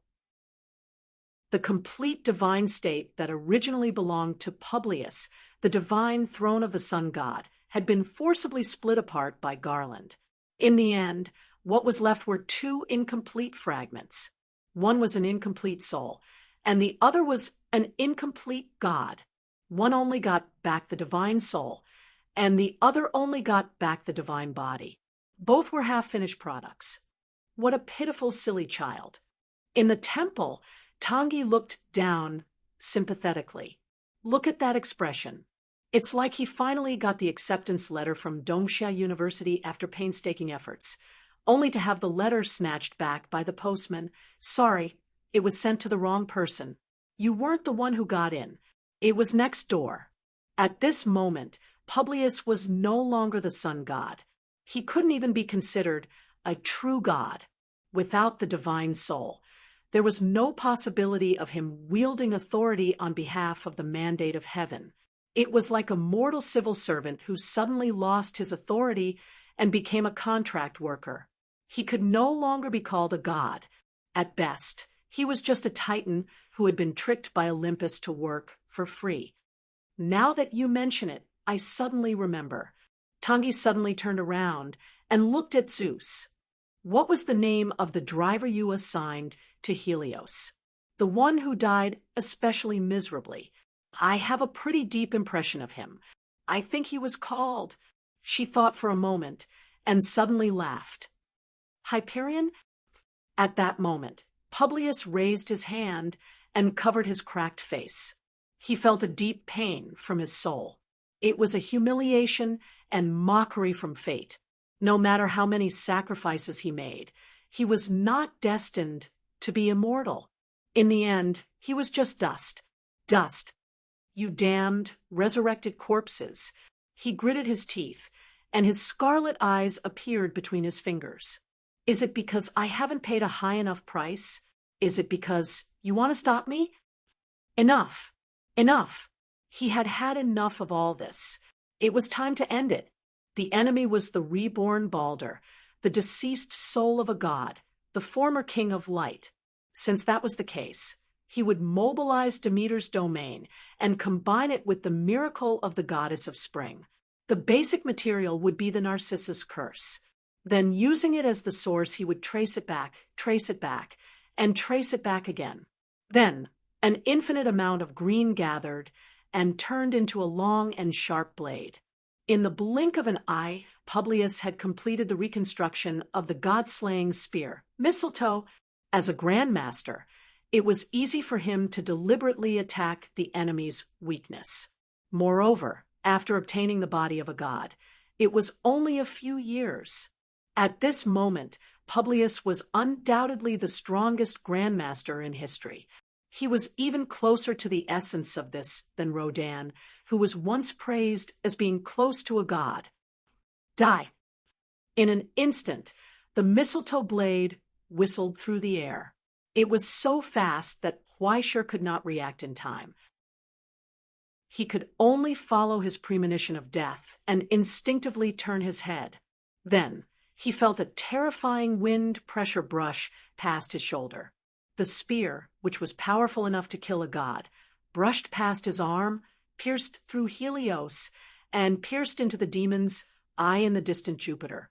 It was swallowed up by the eternal storm and quickly spread, turning into a green spot that could not be removed. It could be seen even from space. As for Hwaishur, she could no longer feel her right arm. It was just a small scratch. There was no blood, and he did not suffer any injuries. Horror rose in his heart. Hwaishur could not help but suck in a breath of cold air. He looked up at the skeleton and urged, "Hurry up and get rid of him. This guy is the one who usurped your position as a god. After killing him, you will be the great son, and I will be the second son. Even a lousy dog can become a great general. Isn't that perfect? The problem is, I can't deal with him." Balder's skeleton showed a bitter smile. "The blessing of invulnerability is a gift from Mother. I don't need to use my power. But other than that, I have no power to use. I'll go. Don't call me I'll go at a time like this." Hwaishur was so angry that he was about to cry. "How come all of you only have sound and visual effects? The results are not reliable at all. Were you sent by the special effects team to torture me? But there was no other way. Only Balder's soul had been resurrected. It did not have divine power or authority. Moreover, none of Balder's authority was destructive. He was ashamed to say that as the only healer of the Asur race, he did not have a single damage output skill. In the past, when his divine body was still present, he had wielded his battle axe and fought on the front lines with his father and brothers.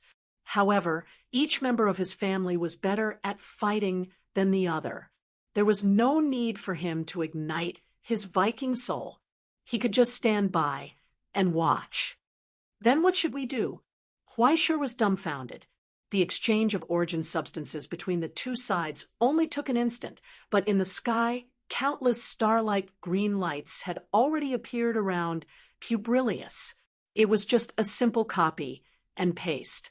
For a grandmaster, it was easy to recreate the results. In the end, it formed countless mistletoe spears. "We can only rely on you now," Balder said, helplessly. "I still have a way, but the pressure on you is a bit. Don't worry about the method. If you can use it, use it." Hwaishur was about to die of anxiety.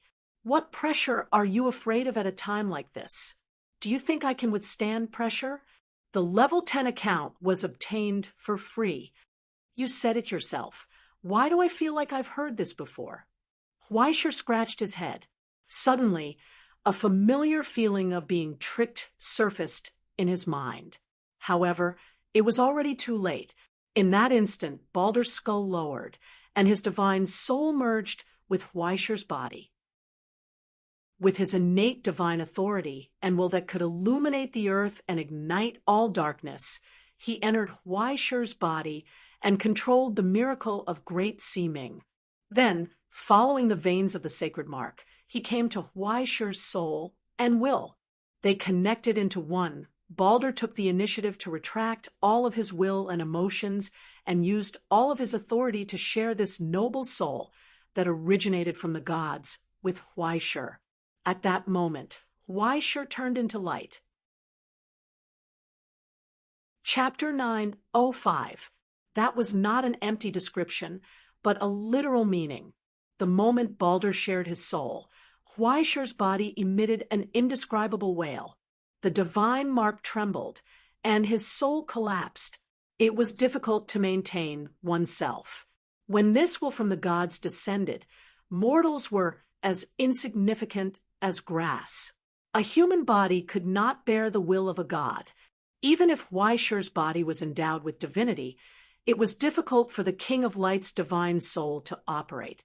In an instant, it began to rapidly become transparent, emitting a pure and dazzling light. It was almost about to dissolve. His consciousness seemed to have merged with the light, breaking through the shackles and restrictions of his body and spreading in all directions. At the speed of light, it galloped, spread, and enveloped everything. However, he could not react at all. All things were constantly being stuffed into his soul. His consciousness could not bear it at all. He could only passively act as the hub and pour this huge amount of information into the Book of Destiny. This caused the thickness of the Book of Destiny to increase rapidly, recording these meaningless observations in milliseconds. Soon, the Book of Destiny reacted with his soul and began to clean up this redundant data. After digesting it in an instant, it finally enveloped Hwaishur's soul, maintaining his consciousness. This wave was a CPU overload that almost exploded the motherboard. In this intense pain, Hwaishur's mind began to wander again. "Focus, doggy." Balder's nervous voice sounded in Hwaishur's consciousness. "Don't let your imagination run wild. Focus and find a place that resonates with you." Resonance? What resonance? The moment this thought appeared, the Book of Destiny actually began to operate on its own. Then, Hwaishur felt that he had really become a ray of light, a ray of divine light that pierced through the reality and hell. In this vacuum of the universe, far away from the only entrance to hell, Hwaishur actually bypassed the monopoly of the 3 major blockades and entered deep diving. He began to fall. In the blink of an eye, countless streaks of light flew past his eyes.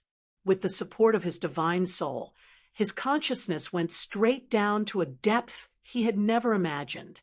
The deep zone, the withered zone, crossed the boundaries of the quiet zone and flew into the depths of the dark zone.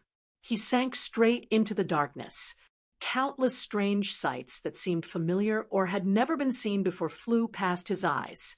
He saw the turbulent waves on the endless sea, the raging flames burning in hell in the Middle East. He saw Leviathan in the sea staring coldly at the Lord of the flamed sky in another hell, and the hostility between the rulers collided. He also saw the lights on the lighthouses outside White Town. Countless lighthouses around the realm were being lit up by the astronomy club. Then he saw hell's depths gradually rising. In the lonely darkness, the eyes of the withered king drooped as he sat on his throne, as if he was deep in thought. The dragon of decay spread its wings and swept across countless hells. On the Titan Sea, where lightning surged, the king of dwarfs blew the horn. Thousands of warships pulled their anchors, and the mighty drums sounded together with the thunder. In the blessed land, in the supreme temple, the hunchbacked messenger knelt respectfully, kowtowing to the god of hell and letting the invisible mouth swallow him up. War. It seemed that the war that covered everything was coming. Everywhere was grinding teeth and sucking blood, and it couldn't wait. In the countless crisscrossing images, his heart moved, and he seemed to see a strange maze that was so complicated and huge that it was incomprehensible, and a ferocious shadow was slowly rising from it. Thousands of tentacles curled up, roaring hungrily in the sea of blood and mountains of corpses. Then it was casually blown up by an old man full of muscles. It was like taking a stroll after a meal. Sensing that someone was spying on him from afar, he looked back unhappily. It was as if he could see why sure in the light. He frowned, but soon he waved his hand nonchalantly and gestured a cheering gesture. Then he turned around and walked deeper into the maze. He disappeared. When Huaishur came back to his senses, he had already arrived at the unknown hell. When he lifted his head again, he saw the slender figure sleeping in the dust. He froze on the spot. Before that, a pair of pitch-black eyes had already looked up, and a murderous intent as sharp as iron was pressed against his throat, heart, back, limbs, and even every vital part of his body. The murderous intent and curses were forged into metal in the furnace, killing everything. But when he sensed the identity of the intruder, the metal disappeared along with the murderous intent. It turned into indescribable confusion and blankness. This is Sunmaker? Huaishur subconsciously raised his right hand, showing the casting furnace that had already fused with his soul. A long echo burst out between the only two casting furnaces in the world. Baldur's soul had actually brought his soul to this place, but the burden brought by the deep dive was too great, and he had no time to think about the key points. In a short time, Huaishur blurted out, "Can you do me a favor?"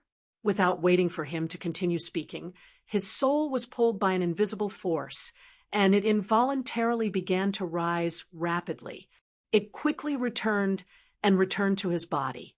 However, in the blink of an eye, it was as if nothing had happened, but this still couldn't change what happened next. Above the vault of heaven, a murderous intent that was enough to kill gods descended from the sky. Countless mistletoe spears turned into dark green stars that filled the sky, covering the pitch-black background of the universe. Now, the stars had locked onto Huaishur's existence, and like a torrential rain, they came whistling over. Huaishur's vision turned black. It's over. But then, Baldur let out a cry of joy. It's connected. At that moment, the 10,000 trillion hellish optical fibers formed by the soul of the King of Light connected again, creating a straight path between hell and the present realm. It also allowed the authority from the deepest part of hell to be displayed at the speed of light in the present. A mighty bell chime burst forth from afar. The silent twilight village began to stir. The foundation of all eras created by the forgers of old received the Paragon's command once more. Then it began to change beyond the expectations of the Paragon. It was as if Huaishur's account had been taken over in an instant. It took her less than an instant to get used to this somewhat cramped and cumbersome body. Then it took her another instant to understand what had happened. Finally, it took her another instant to come up with a solution to the problem, and it was implemented. Then the huge steel city burst forth with a loud noise. Countless gears rotated rapidly, and the armor fell off. After the cumbersome structure was thrown away, a brand new change that even a grandmaster could not master emerged. Countless huge facilities rose and fell like piano keys, and after a gap of several eras and tens of millions of years, they once again played a song of praise. In a trance, Weischer felt as if he was standing on the concert platform, facing the symphony orchestra in front of him, and he couldn't help but raise the baton in his hand. The moment he waved it, hundreds of millions of complex instructions flowed out of the forge, covering every step and every link. When all of this overlapped, it became the simplest of edicts and secret words, conveying his will to the Twilight Village, activating the instructions hidden at the bottom. Tell it, the Supreme One returns. Then, a loud collapse sounded from every corner. All burdens were thrown away, and all excess was put down, returning to the most original appearance and the most basic structure. When the stars had yet to fall, the Village of Dusk had already collapsed into nothingness. The eternal frost furnace broke apart from the center, shedding off its cumbersome form. Only countless rolling iron lights rose like waves and surrounded Weischer from all directions. Then, the mistletoe storm of stars fell from the sky. It was as if countless giant green trees were uprooted from the ground of Helios in an instant. It was a cloud of fire formed when the mistletoe spear exploded. But right after that, the surging flames were cleanly cut apart from the middle because there was a cold, iron light rising from it. A pair of steel wings made of countless crow feathers slowly unfurled, as if they were going to envelop the entire world within them. The forging flames shrouded it. The casting from hell was still going on, with the main body of the Twilight Village and the skeleton of the Sky Fortress as the foundation. It was attached to Weischer's body and rebuilt, finally forming a solemn armor more than 2 meters tall. Biological reconstruction, nirvana transformation, balance scale, heavenly creation, negative balance, overload resonance, chaos star chain, ashen sublimation, 3 phases conversion, and finally, all origins return to one. After gathering the unique skills of the 13 kings of forging, what was formed was the scepter that commanded the Twilight Village. Weischer had only seen the supreme authority once on the Sunmaker, perpetual motion armor, Gear Emperor.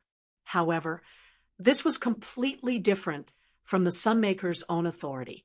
There was no eternal power of the furnace of eternal frost. Instead, Weischer's forging furnace was the core, and the Skypalace physical body and Osiris's soul were used to recreate it. But at the same time, it also had absolute control over the Twilight Village. Now, Weischer was equivalent to wearing the entire Twilight Village. When he felt the surging power continuously bursting out of the furnace, he spontaneously understood. Now, as the ruler of the Twilight Village, he had the same power as the Sunmaker. This was the authority lent by the Sunmaker. At this moment, when he raised his eyes again and looked at Publius, who was at the same level as him, various data and icons continuously appeared on the screen in front of him. Hostile signal detected. Lens detection complete. Enemy identified. Unknown god incomplete. Divinity of the Sun domain detected.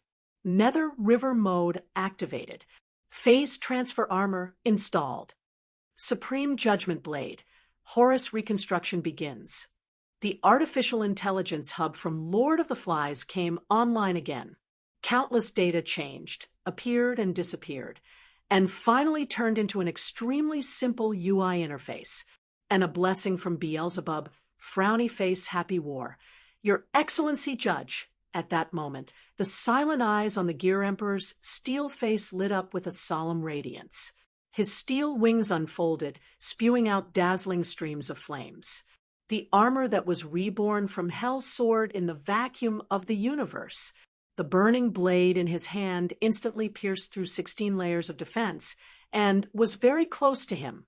When the blade slashed down, a terrible crack appeared in Publius' chest. He was sent flying.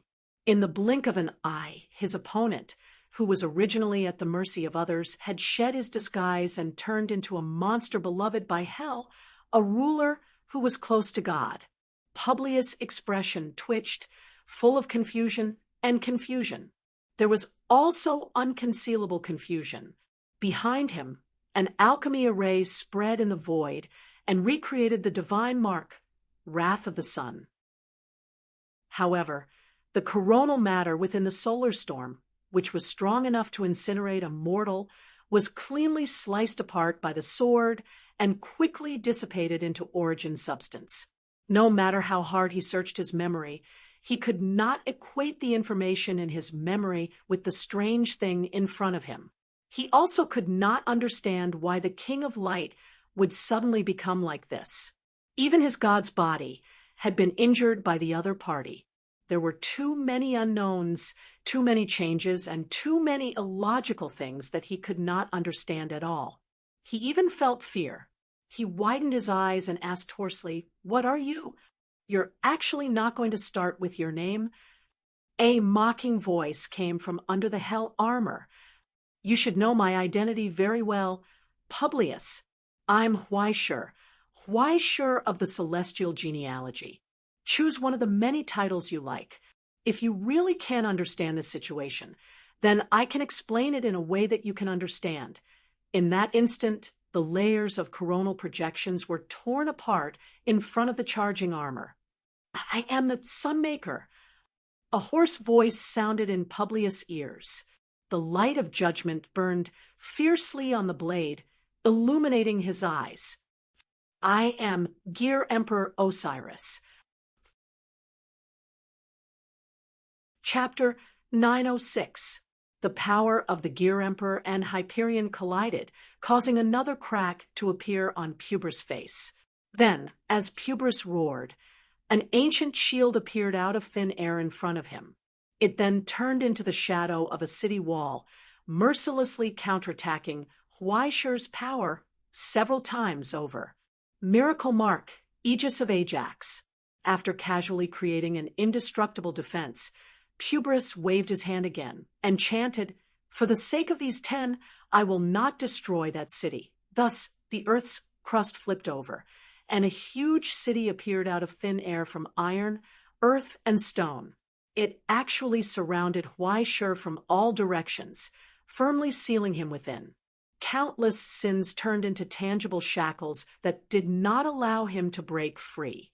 Immediately after, salt powder appeared out of thin air like a blizzard, and then great stars of sulfur and fire fell from the sky, completely covering Huaishur and the city full of sin.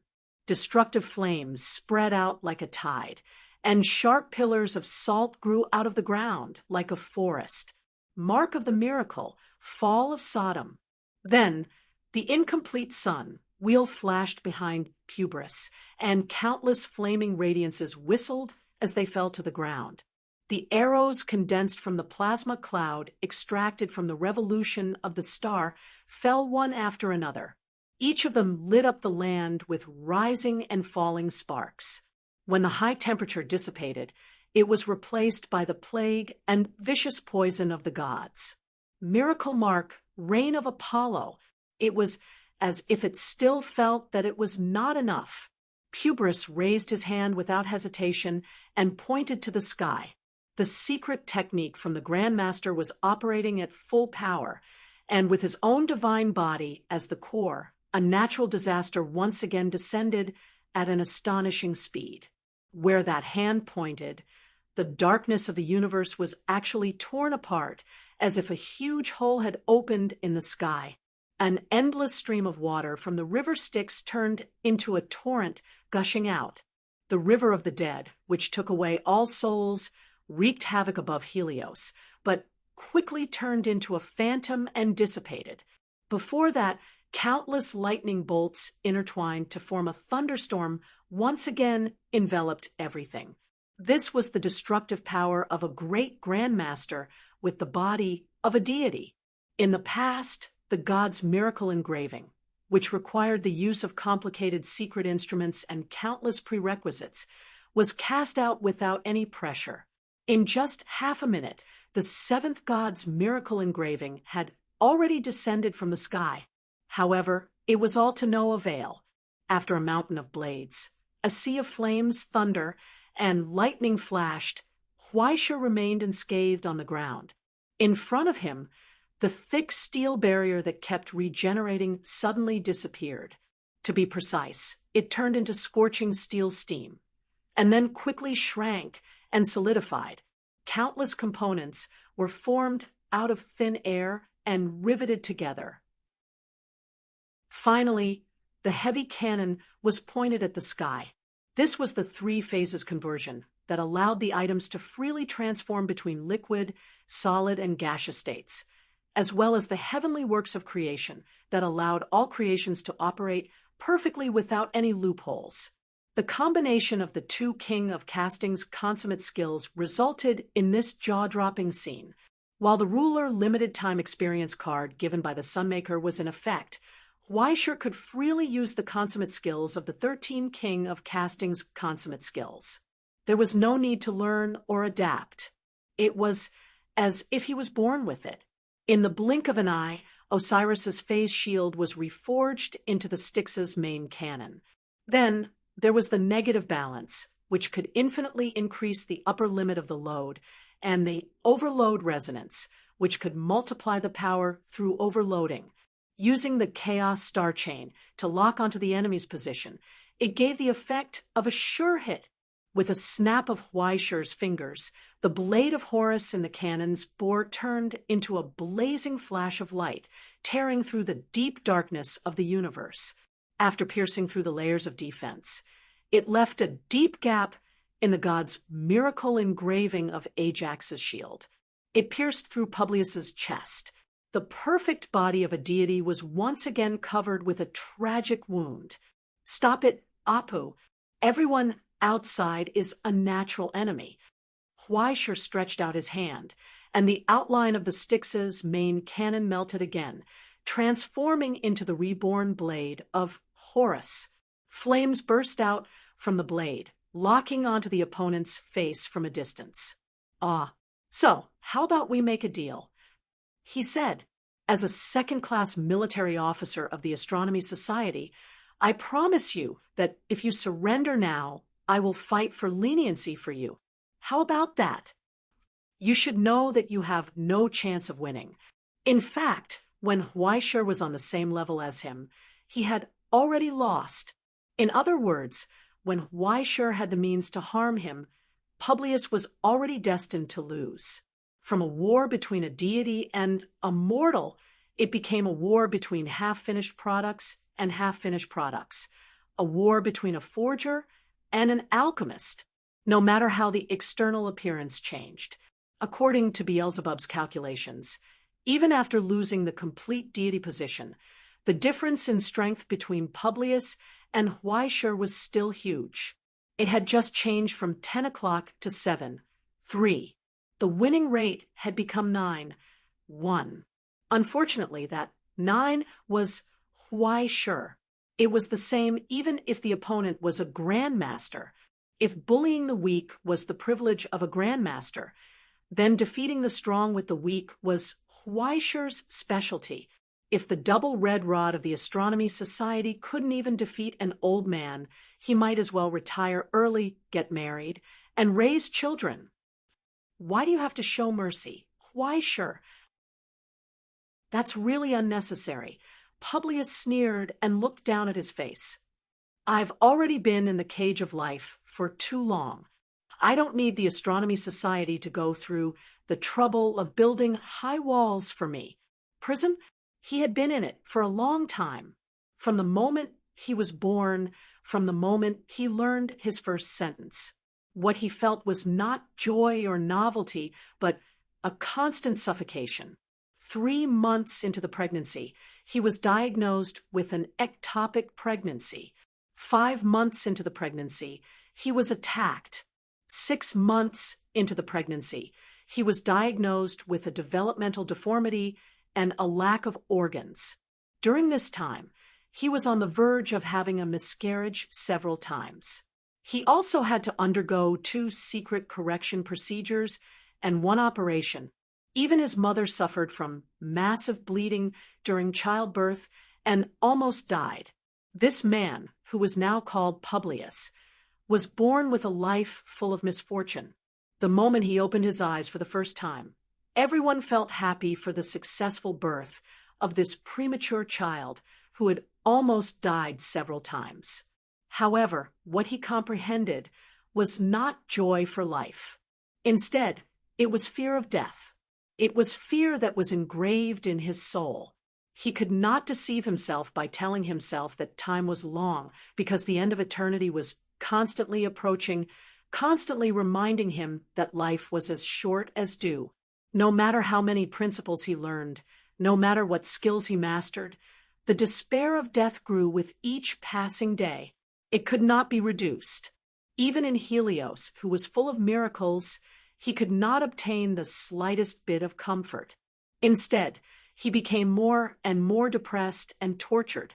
What followed was anger. Even the countless commandments and laws, even the imprisonment of the Astronomy Society, could not extinguish this anger. This anger toward life. What followed was the desire for immortality. From the moment he awakened this thought, Publius swore that he would not stop even if the whole world was blocking his way. He wanted to leave this prison called life. Why bother? Huaisher sighed and scratched his head through the helmet. Who isn't like this? Then do I have to die like this? Just because you're all the same? Why? Publius laughed hoarsely. I just want to go to the world outside the cage. Do you have to stop me? Hey, Publius. Huaisher asked indifferently. I won't talk about what you've done in the past, but you should be clear about the consequences of your actions, right? You didn't hesitate to kill those in the present in exchange for your own survival. What kind of logic is there in doing such a thing? Killing something in exchange for your own survival? Isn't that what a human is? Why, sure, I'm just doing the same thing as you and the Astronomy Society. A strange and mocking expression appeared on Publius' cracked face. No matter what you say, why, sure, I've already escaped from that cage. I won't turn back. No one can stop me. Why, sure. His eyes were burning with scarlet flames as he roared hoarsely, not even a god. How strange, Publius. After a brief silence, Huaisher couldn't help but shake his head and sigh helplessly. You clearly desire immortality, but why? At that moment, he raised his eyes, which were filled with killing intent. Are you seeking your own death? Intense light burst forth. In his hand, the sword of Horus trembled violently. Countless modules expanded and grew out of thin air, freeing itself from the shackles of iron. A torrent of light that was hundreds of meters long was formed. The gear Emperor Osiris was overloaded. The Nether River mode was activated. With the support of the divine soul of the Radiant King, the sword of judgment descended from the sky, breaking through the waves that emerged from the void. The Gear Emperor spread his wings of steel and soared above the sun chariot with the acceleration of hundreds of vectors. Once again, he slashed down at the incomplete god. Publius laughed loudly. There was no longer any hesitation or fear. Long and complicated incantations and chants were compressed into a single moment, turning into a sharp and ear-piercing sound. Miracles descended once again. Under his control, they began to self-multiply once more. Copy, transcribe, form again. When Publius unclenched his fist, countless flames appeared out of nowhere in the air behind him. Shrouded by layers of runes and arrays, the miniature suns created by the gods rapidly split apart. Following Publius' instructions, they flew forward. Immediately after, they were quickly destroyed by the sword of intense light. It was like a bubble. Only terrifying shock waves and streams of flames gushed out from within, leaving behind pitch-black burn marks on the ferocious armor. The solemn warrior spread his wings of iron and steel. Holding the sword of intense light in his hand, he charged forward like a hot knife through butter. He cut through all obstacles in front of him and challenged the laughing enemy. It was like a scene from a myth replaying itself.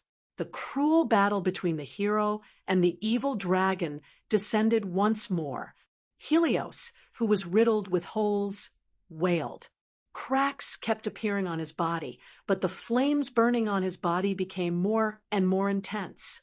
The battle between the sun god and the sun god had evolved to its climax. Chapter 907. When the divine mark that had turned into an iron wall was smashed by the Gear Emperor, death came right at his face. In an instant, the sword of judgment pierced Puber's chest and swept across, tearing apart his heart and left arm. His precious divine shell was torn apart, and his arm flew into the air. But right after that, Puber's remaining right hand gripped his arm tightly. With his own blood, he cursed the sword of judgment. The flames were extinguished. The left arm that had fallen off rapidly changed and reformed into a bloody arrow full of curses. It tore apart Huaishur armor and pierced through his body, causing a large part of his body to rapidly weaken, crystallize, and crack. Puberus laughed loudly as he retreated. However, the hand that he had grabbed turned around and grabbed his wrist tightly. When he looked up in shock, he realized that they were already very close to each other. Huaishur grinned under the broken helmet. "What is this?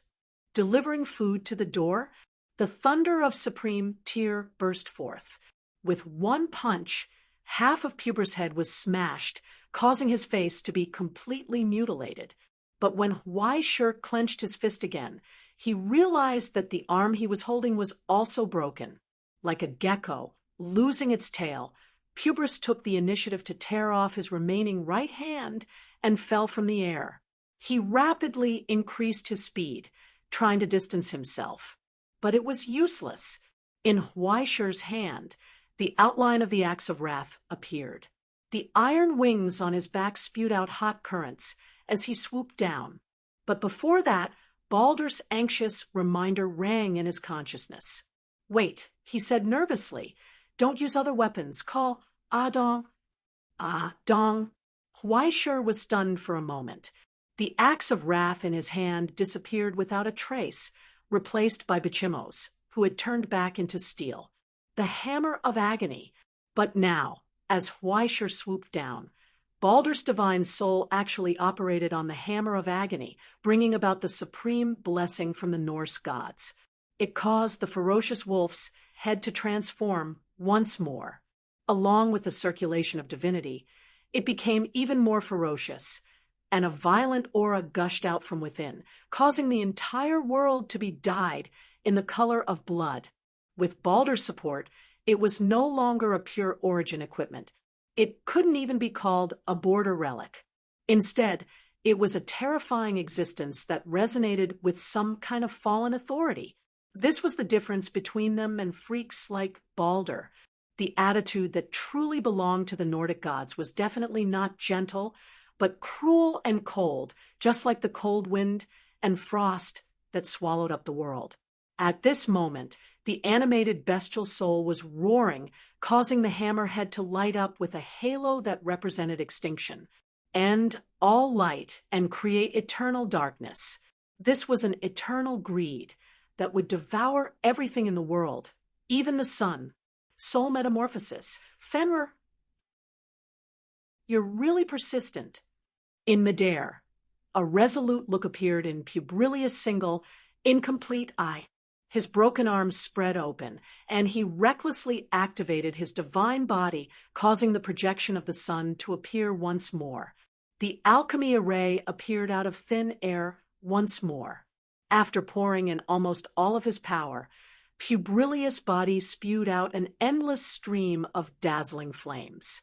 This was a terrifying change that surpassed the limits of human imagination. It caused Helios to instantly burn red, and a violent light flew in all directions, igniting everything. He had truly turned himself into the sun. But darkness descended from the sky.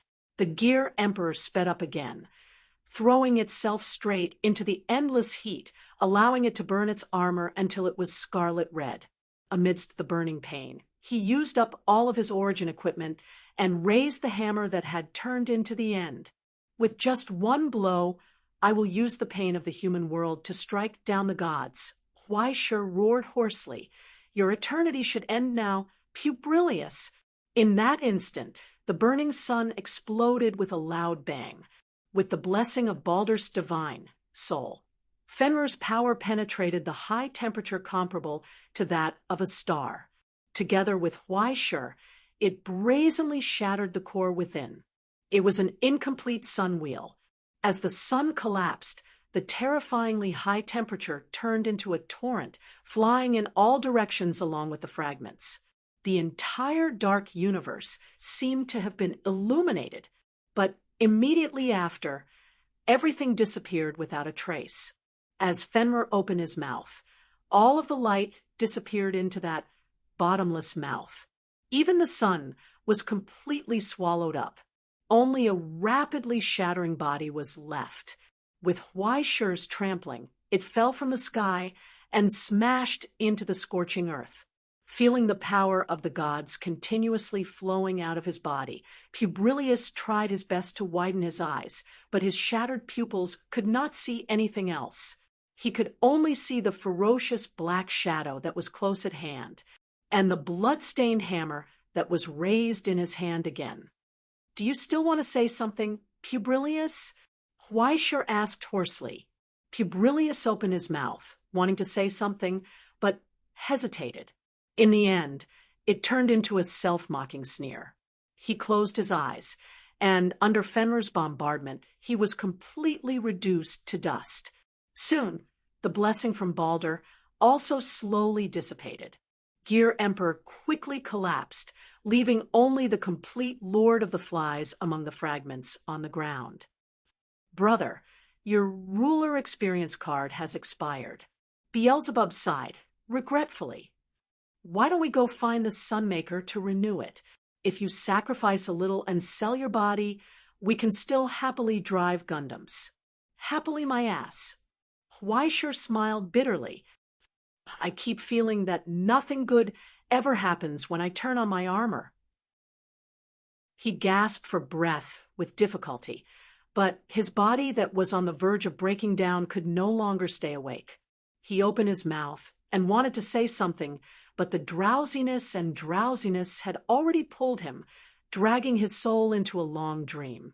He only remembered that before he fell, someone had supported him and carefully placed him on the ground. Thank you for your hard work, the gentle voice said to him. The gentle male voice said to him, leave the rest to me. Thus, Huaishur closed his eyes in peace.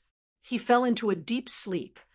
On the other side of Helios, under the same dark sky, under the broken bone tower, in the ruins, Hades slowly retracted his hand. He fell into silence. In front of him, the reconstructed body crumbled once again. Death followed him like a shadow, unable to be shaken off. Give up. I'm hopeless, Pubis said calmly. I've split too much. I've already exceeded my limit. I was killed by the gods. It seems that I can no longer maintain the structure of my consciousness. In the silence, Hades didn't speak. He just leaned against the wall and sighed silently. As for Pubis, he couldn't help but laugh when he saw how tired he looked. Is there anything to be happy about? Hades asked coldly. No, actually, I just want to be happy. After all, it'll be too late if I'm not happy, Pubis said. Garland, that guy always says enjoy while you can, right? Sorry, Hades, Pubis said. I'm still a little short. Idiot, why didn't you run away? Hades asked coldly. You should have known from the beginning that even if you became a god, you wouldn't have a chance of success against the Astronomical Association, right? Why didn't you just take the results and leave this place? What nonsense are you talking about, Hades? Pubis shook his head and looked up at the empty universe. He said softly, Immortality is already so close. How could I turn around and leave? He had been chasing after it for too long. He had been longing for it for too long. It actually made him feel that as long as he could succeed, nothing else mattered. Even if there was no immortality ahead of him, only death awaited him. How laughable! Those who are chasing after immortality and eternity have become short-lived and insignificant because of this. But for some reason, I feel very happy. Publius stared at the starry sky in a daze and suddenly asked, Hades, our wish has come true, hasn't it? Even if it was only for a moment, our wish has come true, hasn't it? Hades looked away and nodded slowly. Yes. Then Publius's countenance relaxed. Thank you, he said. You're welcome. Hades shook his head. This is what I should do. Publius stared blankly for a moment. He couldn't help but laugh. He laughed loudly. Idiot! Are there people in this world who are born to do things? Publius shook his head. Learn from your brother. Hades, you've already died once. Can't you live for yourself? Hades frowned and glared at him unhappily. If it weren't for him, how could all of this have fallen to such a degree? And now you're asking me to learn from him? What are you thinking in that head of yours? I know, Publius said calmly. But he has made me heady, said Publius calmly, as you have made me. We're all the same. The dying man stared greedily at the stars and murmured softly, We all live in our own cages, but we all crave the things in other people's cages. We all want to escape, but in the end, we all return to where we started. Could all of this be part of fate? How laughable! Enough! Hades angrily interrupted him. Now that things have come to this, is there any meaning in saying this to a clone? Of course there is. Hades, Publius replied seriously. He no longer looked at the dazzling, starry sky. Instead, he forcefully raised his eyes and looked at the person beside him. He solemnly said, Aren't you also my friend? Hades stared blankly for a moment. He wanted to scoff and retort, but then he saw Publius raise his finger. An invisible force bound his body. An array as thin as a gossamer slowly spread out from Publius' fingertips. He had used up the last drop of God's blood to forcibly open up the distance between the depths of his body. He had opened the door to hell for him. In his days, the sound of chains breaking could be heard. It was the sound of the commandments engraved in the deepest part of his consciousness cracking. The compulsory mission left behind by the alchemists of the past quickly dissipated and disappeared without a trace. This was the final miracle created by the Grand Master Publius. Hey you! By the time Hades finally understood what had happened, it was already too late. He was pulled by the invisible force and quickly flew away from Helios, flying towards hell. Don't live in a cage. Hades. Go outside the cage. Publius smiled and said his goodbyes before the door slammed shut. My friend, please go and seek your own future. Even if the entire world stands in your way, even if you lose everything, even if this future leads you to hell, it doesn't matter. You must learn to live for yourself and seek your own meaning. If you occasionally recall all of this in your spare time in the future, if you can still remember me, remember that pitiful creature who longed for immortality, but perished because of it, then laugh loudly. Laugh at that fool who overestimated himself. In the end, please mourn for me. Just like that, accompanied by his final prayer, the glimmer of light slowly dissipated. Publius sighed and closed his eyes. He calmly welcomed death. There was no more fear. Just like that, this short eternity came to an end. Chapter 908. The long slumber seemed to be never-ending, but in the interval between drowsiness and drowsiness, Huaishur was awakened by a sound from beside him. He opened his eyes and saw the broken ceiling. It was in an abandoned temple.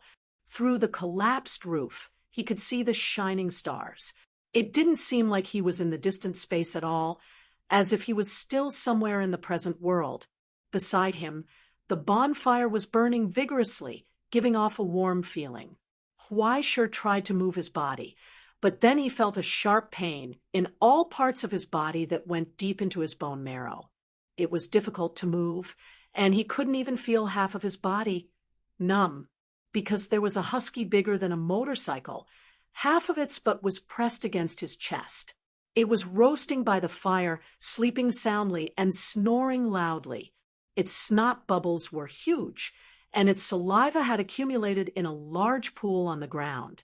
In its sleep, its tail was sweeping his face from time to time. Huaishur couldn't help but sneeze twice, and he pushed the dog's tail and half of its butt to the side. He could finally breathe easily. If he woke up a little later, he might have to be amputated. Huaishur sucked in a breath of cold air, propped up his body in pain, leaned against the wall, and looked around. The empty temple hadn't been tidied up yet, and the statue of the god was gone. Only the sound of conversation came from the direction of the door. It was Izzy and another person. This noble of America didn't smoke a cigar anymore. Instead, she stood at the bottom of the steps with her head lowered, as if she was listening to a lecture and teaching. "Please tell Mama Kyria for me." The figure with his back to Huaishur reached out and took the small box from his hand. "Thank you for her foresight and care, but unfortunately, I can't repay her." "I will." Izzy nodded solemnly, sensing Huaishur's gaze. She smiled and bowed to the god in front of her. "Then I won't disturb you anymore." "Ah, you're leaving just like that. Don't you want to stay a little longer?" "Wait a moment." Balder magically pulled out a huge jar from the air and placed it in Izzy's arms. "It's rare for you to come here. Take some honey wine back. I just brewed it a few days ago. Put it in your refrigerator. It should be able to last for a long time. But don't drink it after it's expired. Just throw it away. You'll get diarrhea." Izzy hugged the wine jar, her face twitching. She nodded. "Please allow me to leave." "Okay." Balder nodded. However, Izzy was still standing in place, as if she was waiting for something. When she saw that Balder didn't react, she was stunned for a moment and hesitated. "Oh, right, I almost forgot about the procedure of your audience." Balder raised his hand and patted his forehead. He finally remembered. He dipped his hand into the wine jar and sprinkled 2 drops on Izzy's forehead. "Traveler from afar, I bless you. I wish you, he thought for a long time and said seriously, "I hope your family has more good wine than you can finish." The seemingly casual but actually very sincere blessing was done just like that. Izzy's expression was indescribably complicated. She had never seen such a sincere blessing, and she didn't need the blessing. It was too easy for a higher race with noble blood to get drunk. How could there be a time when they couldn't drink wine? But after all, it was the god's wish and blessing. It was proof of an audience. As a messenger, she had no room to choose. She only hoped that Mama Kyria could get used to drinking this jar of honey wine. Just like that, Izzy from America hugged the gift from Balder, took a few steps back, and turned to leave with a bitter smile. And in front of the temple, the figure reflected in the radiance finally turned around and looked over, smiling, holy and solemn. Unfortunately, the range didn't include the golden mohawk hair on the top of his head. It looked very dramatic. Huaishur couldn't help but want to pull him down. "Can't you change your hairstyle?"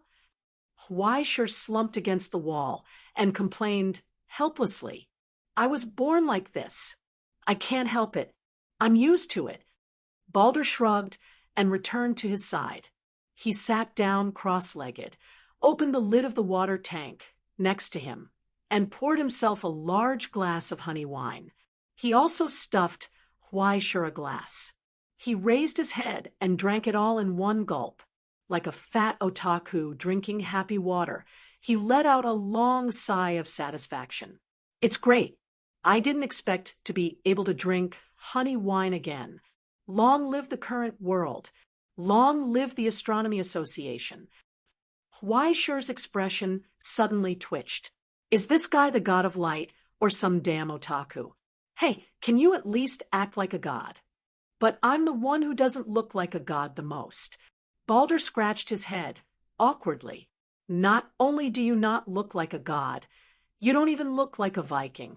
My father used to say a lot about this.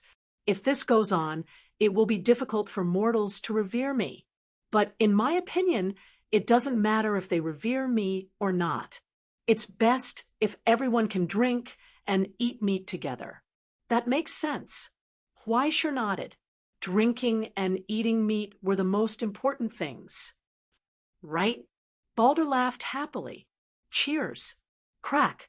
A crisp sound rang out. It didn't come from where the glasses were clinking, but from Balder's increasingly illusory body. Huaishur paused. He sensed that something was wrong. Balder gradually became embarrassed and looked away in embarrassment. Oh, is it coming so soon? It's much faster than I expected. Crack. Another crisp sound rang out. He lowered his head and saw the crack in his chest.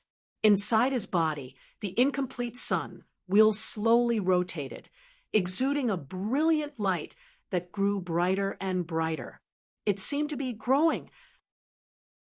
Compared to what Huaishur had seen before, half had already recovered to 2/3, and the recovery speed seemed to be accelerating. It should have been a good thing, but Huaishur saw traces of uneasiness and resistance on Balder's face. Suddenly, he felt a subtle sense of weightlessness. It was as if he was on a speeding train. What's going on? Huaishur frowned. It seems that Dong alone can't lock that part of me. Balder shook his head helplessly. Beside Huaishur, the sleeping dog slowly turned over. Wisps of light constantly seeped out of its fur and floated toward Balder. It was the power of the King of Light. It should have returned to his power long ago. Well, as you can see, it seems that we're about to fall into the present realm. Balder smiled awkwardly. Sorry, I couldn't control myself. He couldn't resist this attraction from the present realm. As Balder gradually recovered, the gravitational force of the Pillar of Light gradually increased, pulling at his existence and drawing him back. This was a restraint from the heavens, whether it was Balder or Publius. Even though Publius was dead, his god-creating mystic apparatus had succeeded. The dead gods had been resurrected. If it wasn't controlled early, under the pull of the gravitational force, Helios would once again resume its operation from a stagnant state and begin to accelerate endlessly. With its own mass and the seat of the gods, it would trigger a huge impact on the present realm and the three great seals. Because of this, Balder would let Fenrir, who was supported by Huaishur's divine soul, devour the blazing sun instead of letting it return to his body after killing it. Unfortunately, Fenrir's miraculous engraving couldn't be delayed for too long. I didn't expect that one day I would die from falling. It's a good match for the god's high and mighty appearance. Balder sighed, self-deprecatingly. I originally planned to muddle through and go home to take a look. Unfortunately, home is too far away. He said, It's too late. Wait, Balder. Huaishur subconsciously reached out and grabbed Balder's shoulder, afraid that he would disappear just like that. Wait a minute, there might be a solution. No, I just suddenly figured it out. Balder smiled calmly and told his friend in front of him, My home is no longer in that place. Huaishur, my home is gone. There was no longer a home for him in this world. Since hundreds of years ago, Huaishur fell into silence and was speechless. He couldn't find any words to comfort him. Ha! Don't be so depressed. Balder patted him on the shoulder. Anyway, it doesn't matter if you don't go home. In fact, before this, I once watched a short film in the screening room of Helios. He recalled the afterimages in his memory and said absent-mindedly, it's about a lonely old man living at sea in a very high house with many floors. His life was peaceful and peaceful, but the sea level rises every year, so he has to build houses at a higher level. After a long time, all the houses will be piled up like building blocks. When the sea level rises, the former residents will be submerged, along with the furniture, memories, and photos of the past. When he suddenly looks back one day, there is a huge city underwater that has been submerged and forgotten. He will understand that everything in the past will disappear into the sea. So, I think it's a good thing to be able to live on the ship this time. Balder shrugged in relief. At least I don't have to think about the old house in the sea anymore, right? Hwaishur didn't speak, but in the silence, the sense of weightlessness intensified again. Helios began to speed up. It seems that I have to go, Hwaishur. Balder reached out and took out a squeaking little white mouse from his pocket and put it in Hwaishur's arms. One last favor, take care of it for me. Fishball likes you very much. You two will definitely get along. Hwaishur opened his mouth to speak, but the feeling of dizziness grew stronger. The power from the divine wine soaked into his soul and healed his damage, but caused his consciousness to become dizzy again. The wine glass fell from his hand. He forced his eyes open, trying to see the outline in front of him clearly. Wait a minute, you have to say goodbye. Hwaishur. Balder looked back at him and waved his hand. Just take it that I'm going on a long journey. You don't have to send me off. That's not where you should go. His footsteps paused for a moment, but he didn't look back. He just said goodbye softly. You have to return to the world. Hwaishur, he said. Go back to your loved ones. Don't let them die. Let them all live. Then darkness struck. In this way, Balder carefully cut off the connection with Hwaishur, maintained the integrity of his soul, and walked out of the door. Finally, he looked at the swaying stars. When he opened the small box in his pocket and picked up the mistletoe, his expression fell into struggle and hesitation. Several times he gritted his teeth and made a move, but he didn't have the courage to make up his mind. It was embarrassing. He was afraid of pain. Until a strange voice came from beside him. If you can't do it, do you need my help? The one who spoke was Tangi, who was leaning against the pillar of the temple. Balder felt as if he had been pardoned and let out a long breath. Thank you so much. It's okay. I'm an understanding and kind-hearted big sister. Tangi took the mistletoe and blinked at him. Besides, I'll have to trouble you to take care of my family's contractor. There's no need to declare sovereignty at this time, right? Balder shook his head and sighed. I didn't expect you to be the one to send me off. Is this the so-called fate? Tangi lowered her head and played with the mistletoe in her hand, but she wasn't in a hurry to make a move. Instead, she suddenly asked, Hey, Balder, do you know what the essence of fate is? Balder was puzzled. After thinking for a moment, he asked, the future? Or everything that's destined to happen? Who knows? Tangi said casually. Ordinary people revere fate because it's unknowable, while gods revere fate because it's uncontrollable. No matter how well you plan, there will always be problems in unexpected places. Your father suffered a great loss because of this. It sounds like it really makes me, his son, a little embarrassed. Everyone has suffered the same loss. There's nothing to be embarrassed about.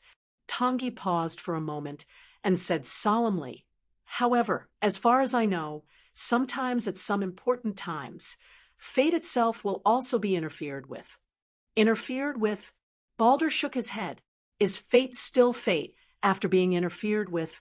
Maybe it's destined to be interfered with, right? Anyway, it's an ambiguous thing. No matter how you explain it, it makes sense. But if you look at its essence, you'll feel that it's actually a bitch with no principles at all. Tangi said, because it will stand on the winning side. To be precise, it will stand on the heavier side. It's like a strange scale, a black box that's constantly changing. In modern terms, it should be in a superposition state, right? It sounded too sci-fi, and it had nothing to do with us gods at all. However, when the two fates collided, one of them was destined to be crushed. When the superposition state begins to collapse, the more powerful observer will emerge victorious. So, there will be a very small probability of things happening in the details, leading to an endless stream of variables. One side seems to have a slim chance of survival, but there's a chance of success. But in reality, it's already destined to be defeated. That's just a hypothesis, right? Balder shook his head. There's no definite proof. It's still a wild guess. Sometimes it's more romantic when there's a little ambiguity and ambiguity. I don't think you understand this principle, right? Tangi did not insist that her statement was correct. Instead, it was as if she was talking about an interesting rumor. She was full of enthusiasm. Even if there are flaws and groundless accusations, at least it can explain everything that happened, right? The influence of the mystic instrument of creation and the possible consequences are too great for the present, causing fate to deviate spontaneously and want to correct everything back on the right track. That's why all of this happened. That's why there were so many coincidences. Because of the attraction of a superior like the sun god, Huaishur, who inherited the path of heaven's inquisition, came to Helios. Because the rebirth of a god outside the present realm was a huge disaster for the present realm. Therefore, the god who would not hurt others for himself, and who was also the easiest to kill, would descend. In other words, your arrival is also the choice of fate.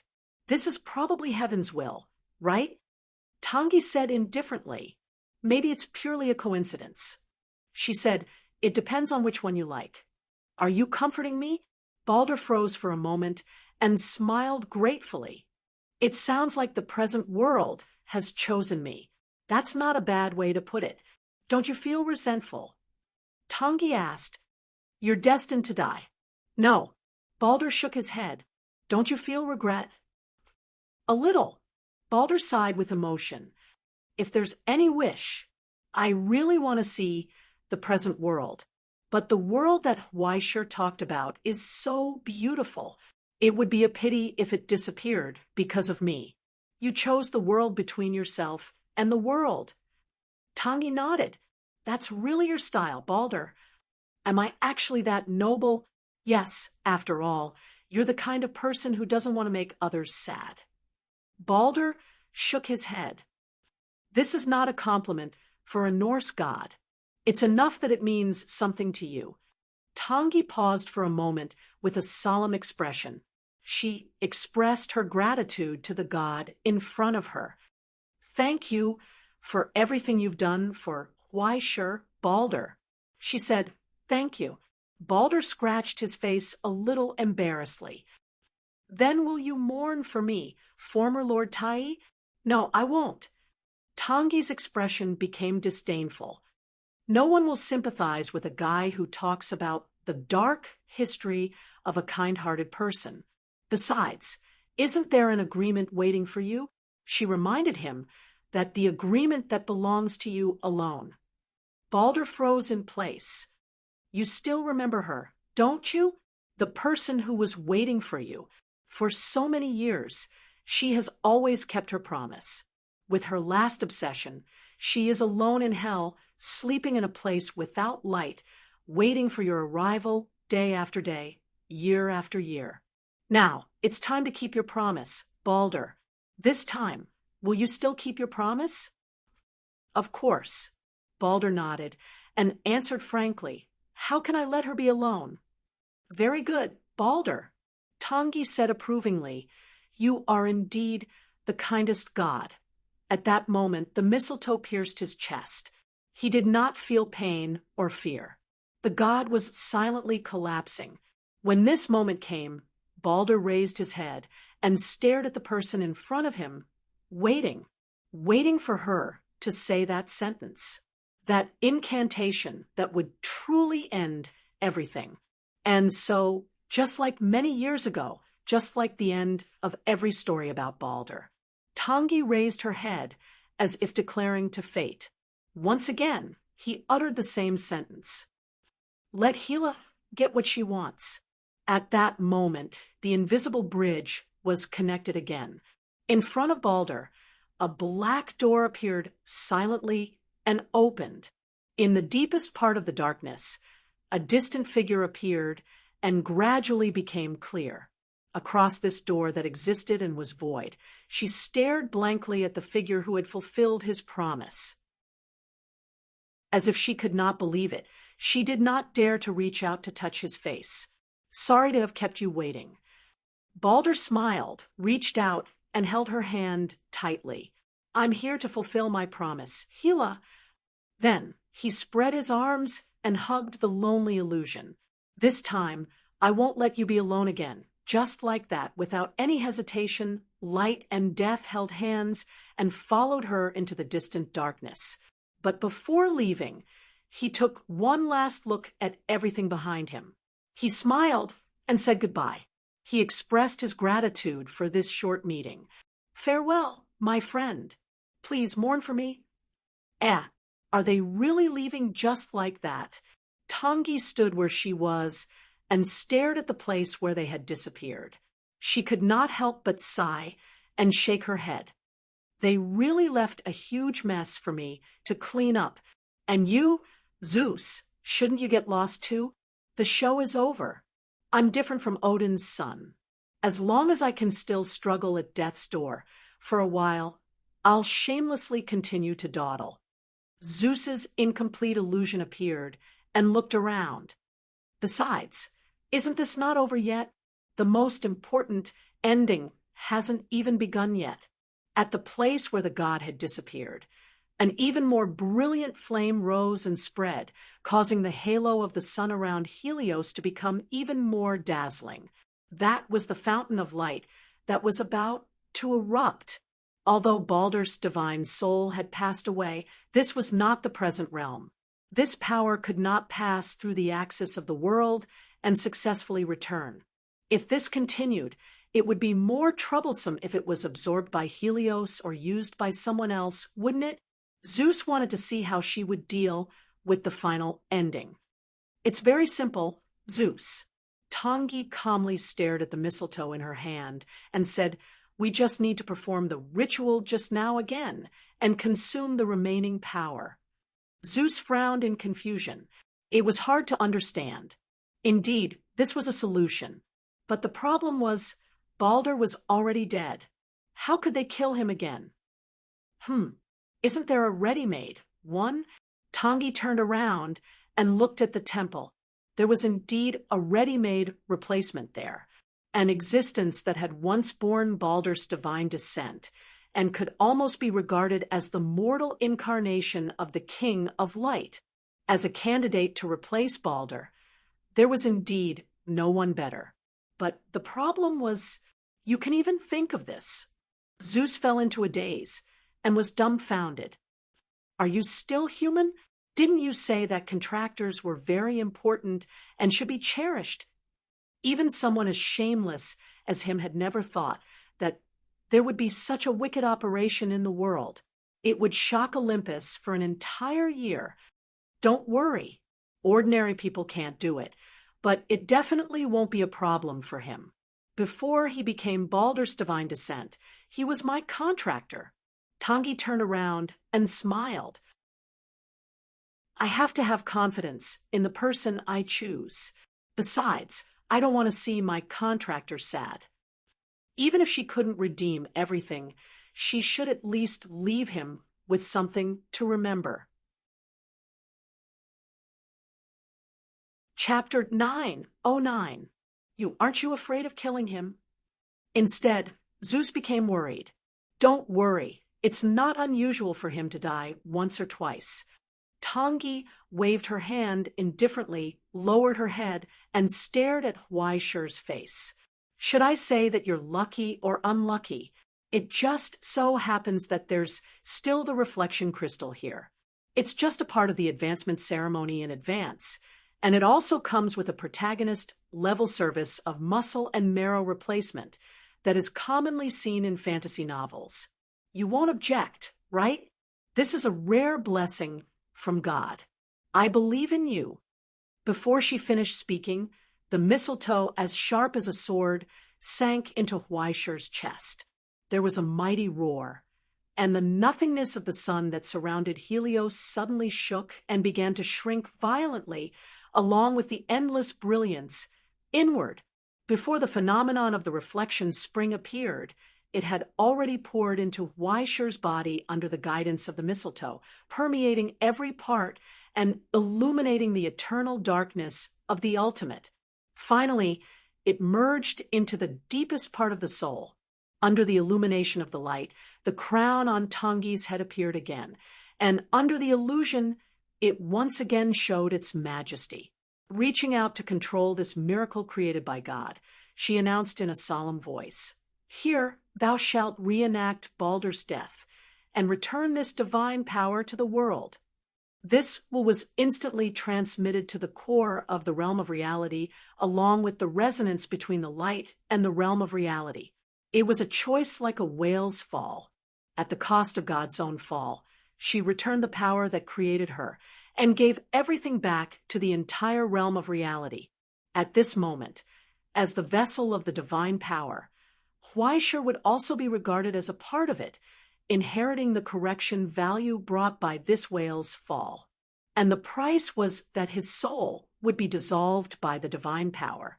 It turned into a gentle rain of light at this moment and flew toward the realm of reality. "You're not even trying to redeem it?" Zeus was stunned. Once the divine power returns to the realm of reality, his soul will be completely divided into countless parts and return to the Silver Sea. At that time, there will be no saving him. Tangi laughed. "Oh, are you worried about my contractor?" Zeus was speechless. Although he didn't like the woman in front of him and hoped that she would be unlucky and fall into the abyss to her death, he actually felt that Huaishir's death was too much of a pity. Such a valuable soul must be able to shine in the future, right? Even without the protection of a divine miracle, he would definitely be able to shine with his own brilliance. "Don't worry, it's not over yet, Zeus. My contractor isn't just this." Tangi raised her head. Taking advantage of this rare opportunity to reach the spirit essence pillar, she once again made her wish. Then one more time, she smiled and chanted the incantation. "Let hell get what she wants." This was the most important and irreplaceable aspect of Huaishir as the carrier of secret ritual, Baldur's death. Through what had happened in history, it was forced to reenact it. In the end, the predestined result was achieved. Let Baldur's soul return to hell. Therefore, in that instant, in the universe, in the almost endless rain of light, among the countless tiny soul fragments, a portion of them suddenly merged under the power of the secret ritual, forming the phantom of the white deer and flying quickly towards the present realm. It disappeared almost in the blink of an eye. At the same time, in the border of the dark net, deep in the huge library, a sleeping girl suddenly woke up from that terrifying dream and whispered subconsciously, "Mr. Huaishir." Before that, there was a light that crossed the boundary between the border and the present realm. It went straight through countless defenses, passed through the frames of the three creators, and landed in front of the girl, turning into the image of the white deer again. Lily looked up in shock and looked at the familiar white deer in front of her. The white deer was also looking at her. It leaned over and sniffed her scent. Then it gently touched her cheek, once and again. In the end, when the three creators rushed over with the alarm, they only saw the white deer leaning against the girl, eating the pages she fed it and protecting her safety. What is this? KP scratched his head. Why does my identification interface show that this thing is Weisher? DM smiled and shook his head without saying anything. ST was silent for a long time and sighed, helplessly. Just treat it as a gift from that kid. Don't worry about it. The three of them stared at this scene from afar. After a long time, they turned and left silently. You think it's over? On top of Helios, Tangi looked in the direction where the white deer disappeared and smiled. Then let AI Ching get what she wants. Therefore, following the operation of the secret ritual, in the rain of light, an illusory light condensed again, turning into the projection of the burning bull and flying towards the present realm. In the Astronomy Association, the Decision Department of the Asia Territory Command. In the busy overhead building, an alarm suddenly sounded, and a crimson light flashed violently. Then countless lights and shadows rose and shrouded the building. But the flame that fell from the sky quickly passed through the gaps between the frames, broke through the wall, and broke into the solemn office. Soon, in the cold wind, AI Ching stared expressionlessly at the cute calf in front of her that was obediently lying on the ground and wagging its tail. Then she turned back and glanced at the Iron Legion that rushed in. She lit the cigarette at the corner of her mouth in annoyance and couldn't help but sigh. You really know how to cause trouble for me. On top of Helios, Tangi suddenly reached out and picked up the dog that was pretending to be dead. Before it could show a fawning look, it saw the happy smile from its big sister. Then the world spun. It was violently swung up and thrown into the universe outside of Helios. It was accompanied by Tangi's words. Let Fu-Yi get what she wants. Then Bichimos once again turned into the hammer of pain and absorbed a part of the soul. It smashed through the defense of Imperial University, triggering the attack alarm, and fell into the classroom where a lecture was being held. It stuck out its tongue and looked blankly at the dilapidated scene around it. When it saw the girl whose eyes were twitching under the teacher's protection, it smiled evilly and happily pounced on her while spitting saliva. I'm back after having fun outside. The impact from the dog's head made Fu-Yi groan and want to hit someone. Sensing the teacher's dangerous gaze, she became uneasy and subconsciously wanted to shift the responsibility. I don't have to pay for the maintenance fees, right? Teacher, you've heard that this is force majeure. Count it in your internship salary. The teacher coldly pushed up his glasses. It will start next month.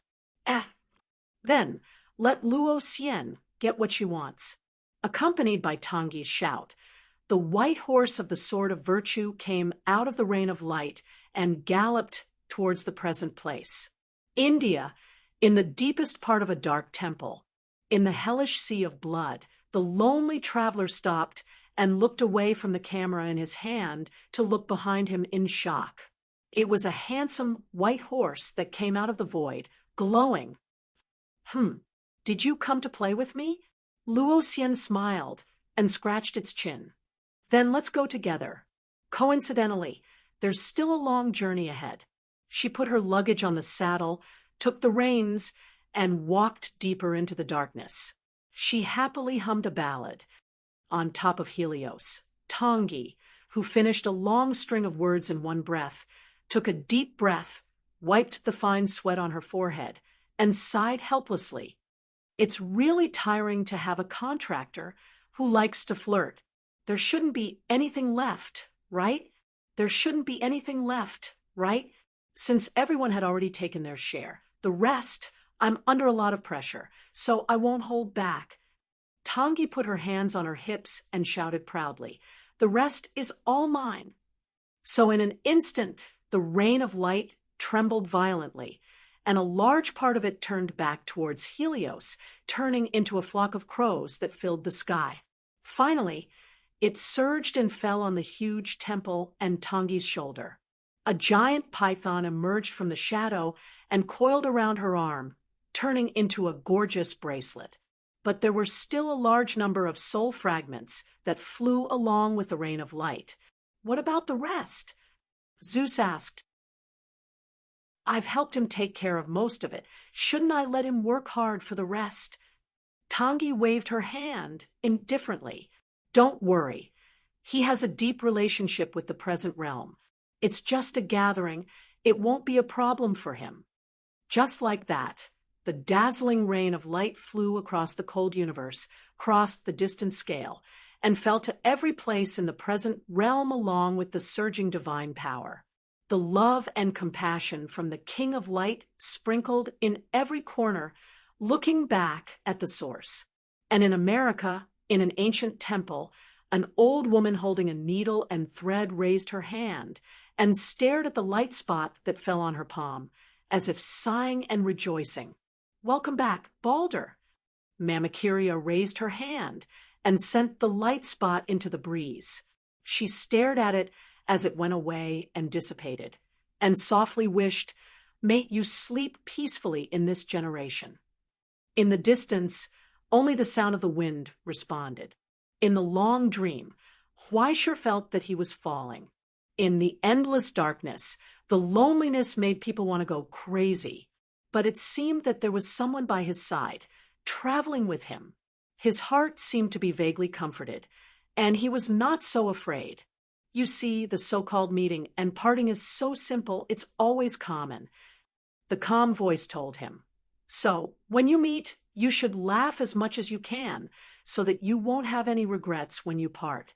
After saying goodbye seriously, when you go on the road alone again, you won't be too reluctant to part.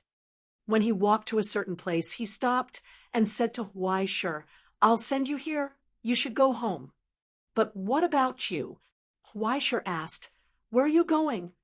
I'm going back to my home, to the people who love me. The voice said seriously, You have to be the same. Hwaishur, there are people who love you waiting for you. Will we meet again? Of course. The person who left stopped and looked back with a smile. I'm everywhere. Hwaishur, I'll always watch your back, and I'll always be by your side. So goodbye? Goodbye. The free and easy figure went to a darker place and disappeared. In the vast darkness, Hwaishur didn't know how to move forward. They were lost in this maze that they couldn't see the outline of and couldn't see the end of. But soon, bits of light appeared, and a familiar voice came from afar, guiding him forward in the darkness. At that moment, he seemed to have come to a hospital he had never been to. He heard a question from behind the window. Name? Chapter 9-10. Name. Ingzhou, Dombwe University Affiliated Medical Research Center. The staff member behind the window asked, Tomoko Chia. How old are you? 17 years old. Please sign here. Thank you. The staff member handed over a form from under the window and pointed to a few places to sign. After taking back the form, the staff member picked up a paper bag from the side and handed it over. In the bag were 5 boxes of injections printed with the Ivory Tower logo and a set of needleless syringes. According to the instructions, injections will be given once a week during the acute period. After a course of treatment, injections will be given once a month. Next, it is recommended that you rest for another week. If you still experience dizziness or irregular heartbeat, please contact the medical staff immediately. Also, please sign here. Okay. The girl put down the pen and handed in the final document. Then, congratulations on your recovery and discharge. The staff member stamped the document and solemnly said goodbye. Thank you for your sacrifice and contribution. No, I'm the one who's been taken care of. Before the girl could finish speaking, the girl next to her, who was so excited that tears were flowing down her face, had already rushed over and hugged her. Wah, wah, wah, wah, wah, wah, wah. I'm so happy. Tears and snot were all smeared on her new clothes. Zhen she, calm down. Zhen, she pushed her away with difficulty and tried to struggle. I'm just cooperating with the research. It's not that scary. I can't breathe. Wah, wah, wah, I'm fine. Zhen, she rubbed her hard twice and finally, reluctantly, let go of her hands. Then she sniffled, grabbed her hand, and walked out of the door. Let's go eat barbecue. Let's celebrate. I've recently received my salary. But Zhen, she still owes a lot of loans, right? You've been very unlucky recently, right? It's okay. I've been in debt for so long. It doesn't matter if I pay 1 or 2 less. Bang! Outside the hospital, a dilapidated light box fell without warning and accurately and subtly covered the girl who was beside herself with joy. Dust flew everywhere. Next to her, Zhen, she was stunned. She subconsciously turned back and looked in the direction of the hospital's emergency room. Let's go and register first. Name? When the speeding car suddenly stopped, the young man who was tied up in the dark heard the trunk being opened. Then, an unfamiliar voice asked him a question. The masked man struggled subconsciously and looked up uneasily. Where is this place? Who are you? I'm asking you for your name. The man who asked the question flicked the ash from his cigarette. Can't you hear me? Kid, forget it. My name is Yamashita. You should have heard of this name before, right? After all, not many people are bold enough to attack our truck. I have nothing to say to you evil lackeys. The young man couldn't restrain his anger and roared, If you want to kill me, then kill me. Do you think I'll give in just because you get me out of jail? In your dreams. Hey, listen to me. Yamashita sighed, helplessly. With a cigarette in his mouth, he punched him in the face without warning. There was a muffled groan, and blood seeped out through the mask. Our side is the damaged side. Bastard! Yamashita complained. He raised his fist and was about to punch again when he heard a voice from the chair behind him. Forget it, Mr. Yamashita. Forrest Hutt held his chin and said in boredom, You can't be reckless when you meet someone who's stubborn. Let me talk to him. Yamashita nodded and reached out to take off the young man's mask. He walked to the side, silently. The young man who was tied up finally raised his head and tried to raise his neck, trying to see the scene around him clearly, but he couldn't see anything clearly. Under a dazzling directional light, he could only vaguely see a blurry silhouette beside the light, and behind him the surging waves on the beach. He was brought here directly by the people of Hwai Paper Group. He sucked in a breath of cold air. Valor from the outer court, right? A young voice came from the side of the light. It seemed that the person was bending down on the chair and asking, 19 years old, born in Yomi-no-Kuni, and also has the characteristics of a beast. I didn't expect that he would be able to commit such a big crime as attacking Washiki Trading Company. What a promising young man. Uffed, Gwandu spat out a mouthful of blood and looked away coldly. 2 days ago, you and your accomplices attacked our van. Forrest Hutt flipped through the file in his hand and sighed. Because of you, more than a few hundred meters of railway was blown up, 6 carriages derailed, 12 staff members were injured, and our shipping plan was delayed. Well, for hours. The economic loss caused by this is even more frightening. Because of this, more than 1,000 special drugs were damaged, not to mention the part that you stole. Each of them was sold at a price of $160,000. Wow, a heavy loss. You can calculate how big of a mess you've made. What? Villains like you also feel heartache? Courage from the outer court sneered. What I love the most is to see you guys grieving like you've lost your parents. I'm suddenly treated as a villain. I feel helpless. Fine, I am a villain.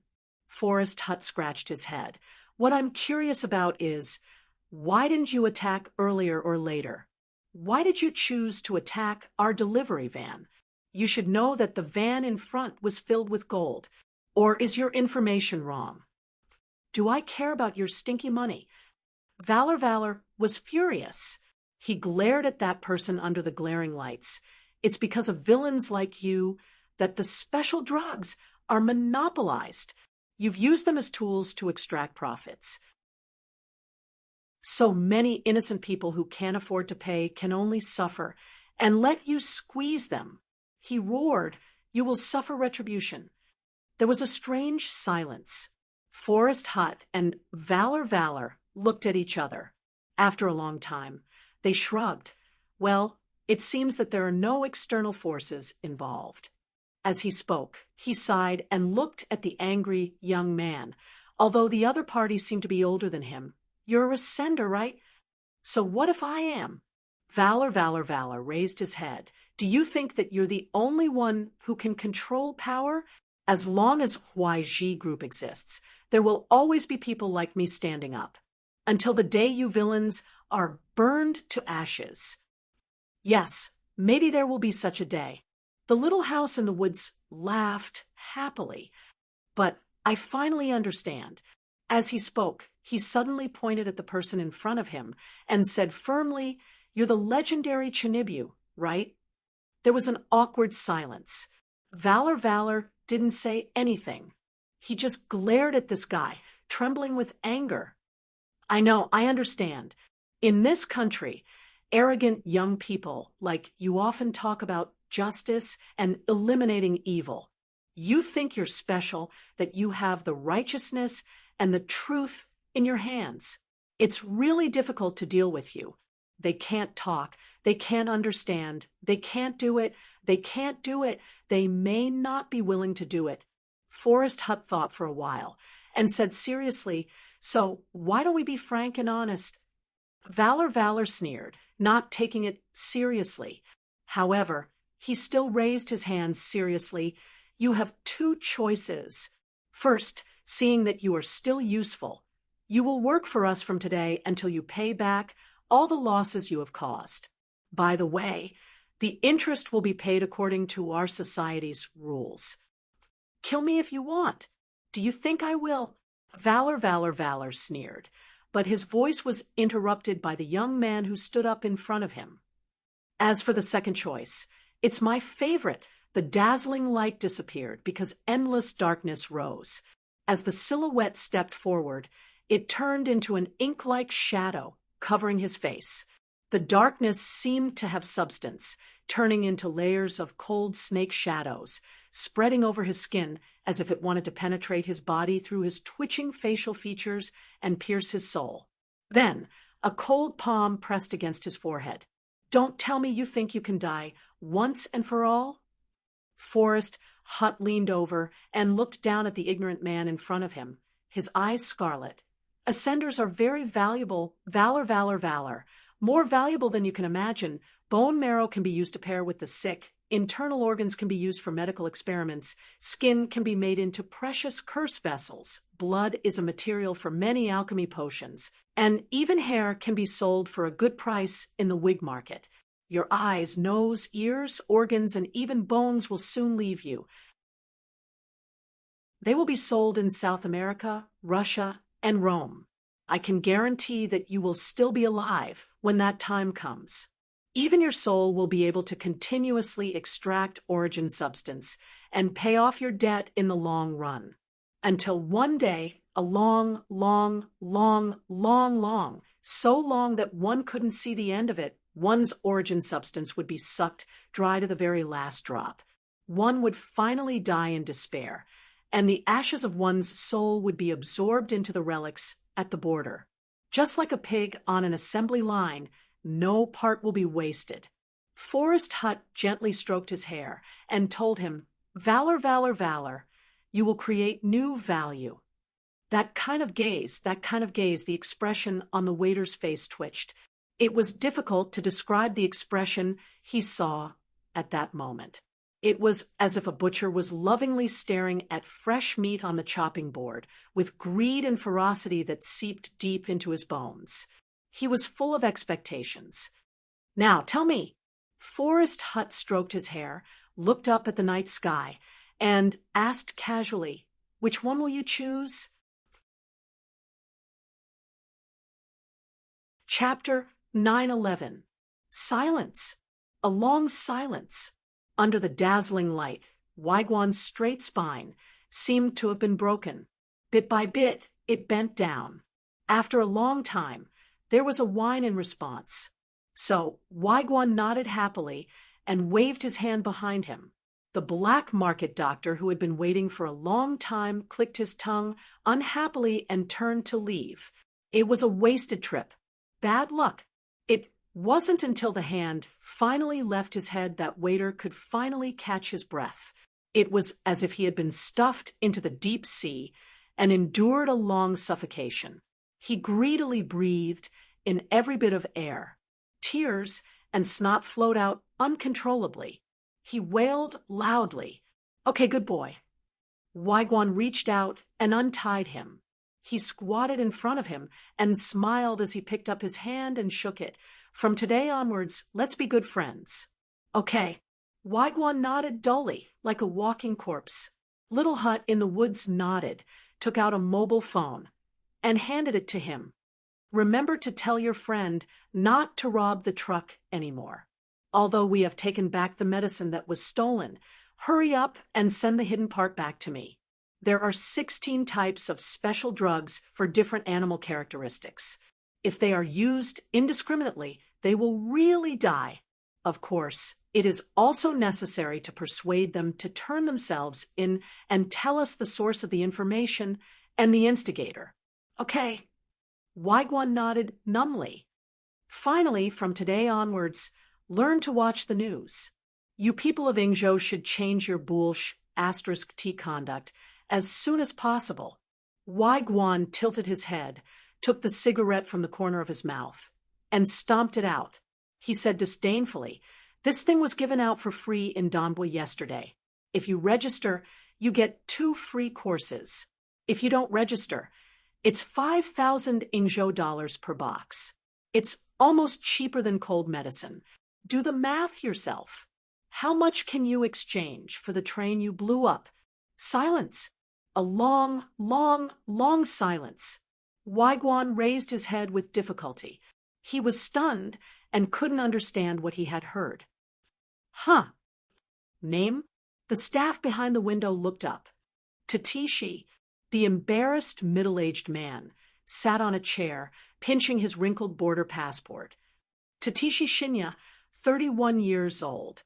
This is my daughter, Tatishi Yuanko." He pulled the dazed girl over and shook her shoulder. The girl, who seemed to be dozing off, quickly opened her eyes. As if she had rehearsed this, she nervously smiled at the window. "She's healthy, very capable," Standing Rock nervously explained. "Don't be fooled by her young appearance. She's already 17 years old. She can do more work than some adults. She can wash clothes and cook." "Really, she." Under the scrutinizing gaze of the staff, the middle-aged man's expression gradually became weary. He said incoherently, "I beg you, she really can work?" "She can. I can do it too. I can do more. I can do anything. Hey, hurry up." The people behind him urged him on, and the sound of children crying could be heard. Standing Rock's lips moved, but he couldn't speak. His face gradually turned pale. In the noisy office hall, a long line had been formed from the hall to the square. Many travel-worn people were lining up outside. They would rather be exposed to the scorching sun than go to the nearby free drinking water to enjoy the air conditioning. They were afraid of being delayed. Behind the window, the staff's scrutiny continued for a while. Soon, a calm voice came from the loudspeaker. "Mr. Standing Rock, I saw you write on your form that you have experience in musical instrument performance, right? Trumpet player?" Yes. Standing Rock felt as if he had been pardoned. He nodded in a hurry. Although I haven't practiced for many years, I can pick it up again. It will be very fast. Since that's the case, you can fill out a new application form for artists after you've registered. You can go through the special recruitment route of Doomsday Music Hall and register at Window B2. They've been short of manpower recently, so the salary will be much higher. The staff member calmly took a photo, stamped the form, and handed it over. Finally, he reminded every family has a residence qualification, including the spouse, children, parents, and other immediate family members. I suggest you go to the next window and tell the truth. She withdrew her gaze from the confused girl and told the staff, Domwood doesn't need a little girl less than 12 years old to wash clothes. Everything that happened next was like a dream, but it was different from those nightmares. It went as smoothly as those ridiculous fantasies on the train. Standing Rock held his daughter's hand in a daze. He held the thick form in one hand and went from window to window. Finally, he arrived in front of the temporary infirmary. Standing in front of the counter, he swallowed his saliva. This is my household registration certificate. He asked uneasily, is this the injection here? The special medicine, the free one, is it real? One adult, one girl. The busy nurse didn't have time to care about his emotions.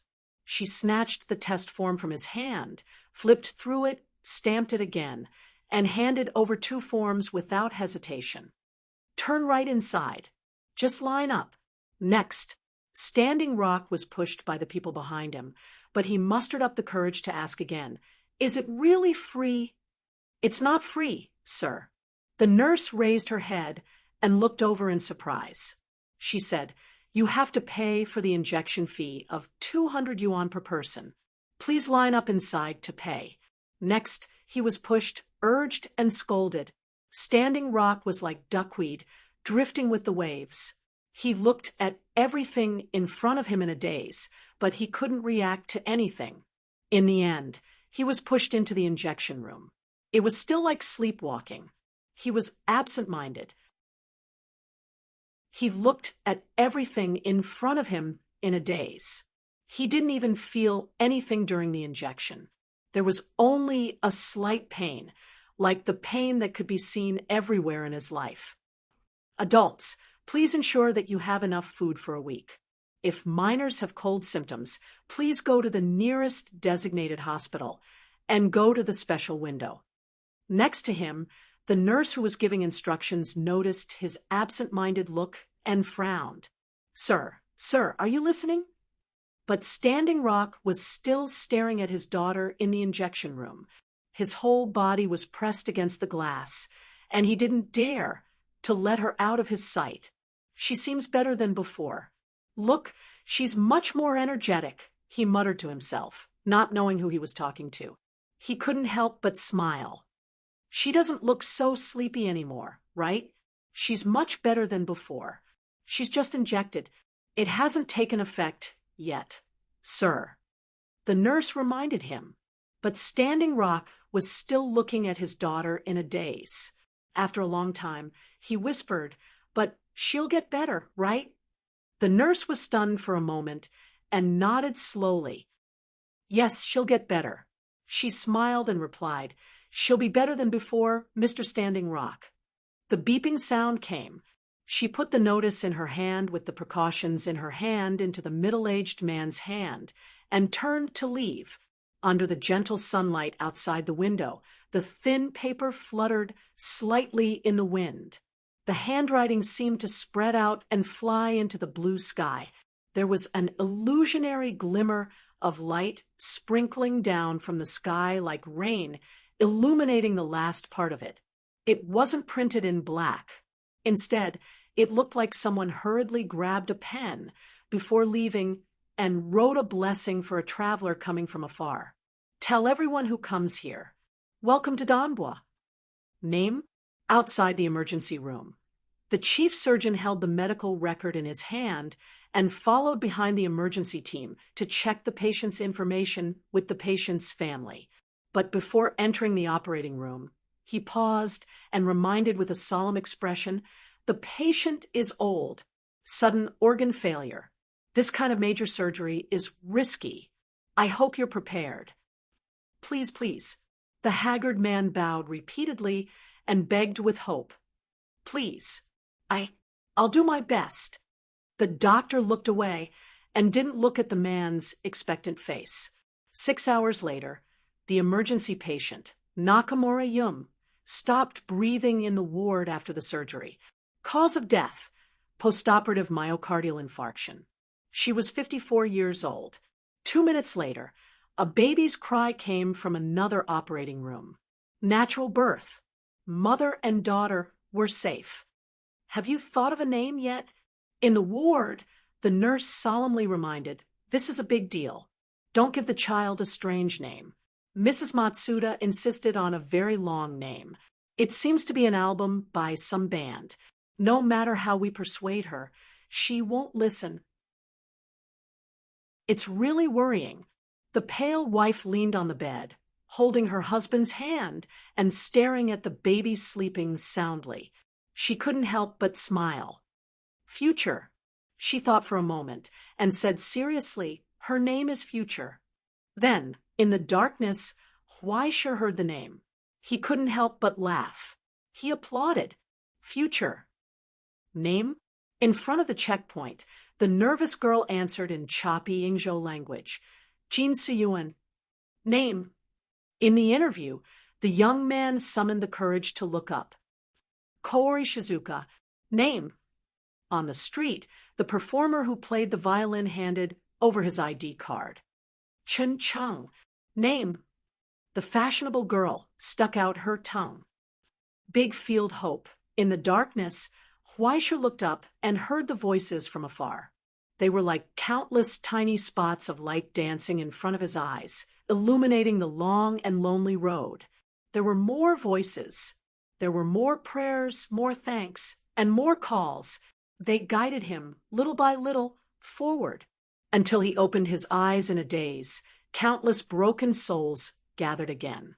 They followed the guidance and stared at the light passing by in front of them. Unknowingly, the darkness had been illuminated by the endless light. The long and lonely road was full of pedestrians. In the lively crowd, the noise rose one after another. When he passed by, the souls that he had never met smiled at him gratefully, told him their names, and then returned to the crowd again. One name after another overlapped, holding up his soul and guiding him upward, returning from this cold and empty universe. He was in the brightly lit street.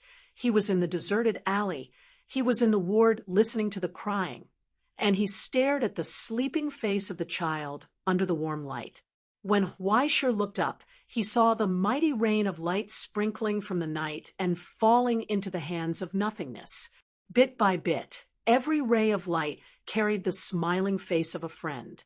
It was as if he had finally woken up from this long dream. Since parting, "It's good to be able to meet again, my friend." Huaisha stared at the rain of light all over the sky and smiled. After a long time, he bowed and said goodbye. He turned and walked deeper into the dream. Chapter 9:12. With just a trance, the reassembled soul would return to its body. But before that, there seemed to be something between the soul and the body, a dream from the past. That dream lingered on Helios, still slowly evaporating and dissipating. And for the first time, Huaisha barged into it as an outsider. But after Balder had passed away, whose dream was this? Huaisha looked around in confusion. Between the desolate world, the dark sky, and the dark earth, surrounded by the forest, the withered knight sat on the back of a skinny horse, trudging through the mud with difficulty. Exhausted, he asked and pleaded to every living being. But he couldn't see Huaisha, who was like a phantom, because he didn't belong here. He was just a bystander. Then He saw the only bright color in this dark and oppressive world. It was like fire. Between the dried-up river and the mountains, there was a strand of scarlet that was shocking to the eye. It looked around indifferently, showing an incomparable sense of existence. It was as if she was the center of heaven and earth, the only valuable existence in this world. "Please mourn for him." When the knight pleaded, he only received a disdainful look. On the mountain rock, the girl sitting there looked back coldly and arrogantly at him.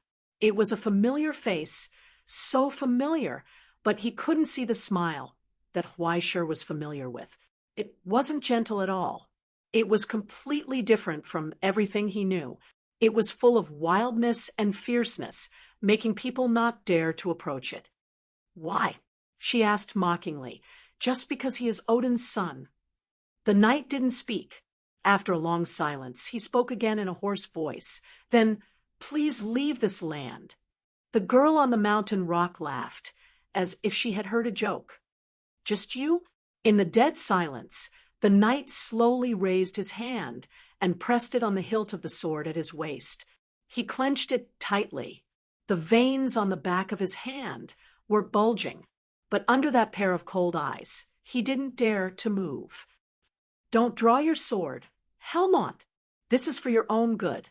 Don't dig your own grave." She slowly withdrew her gaze and said disdainfully, "Go back and tell Odin that no matter what he wants, he can't get it from me."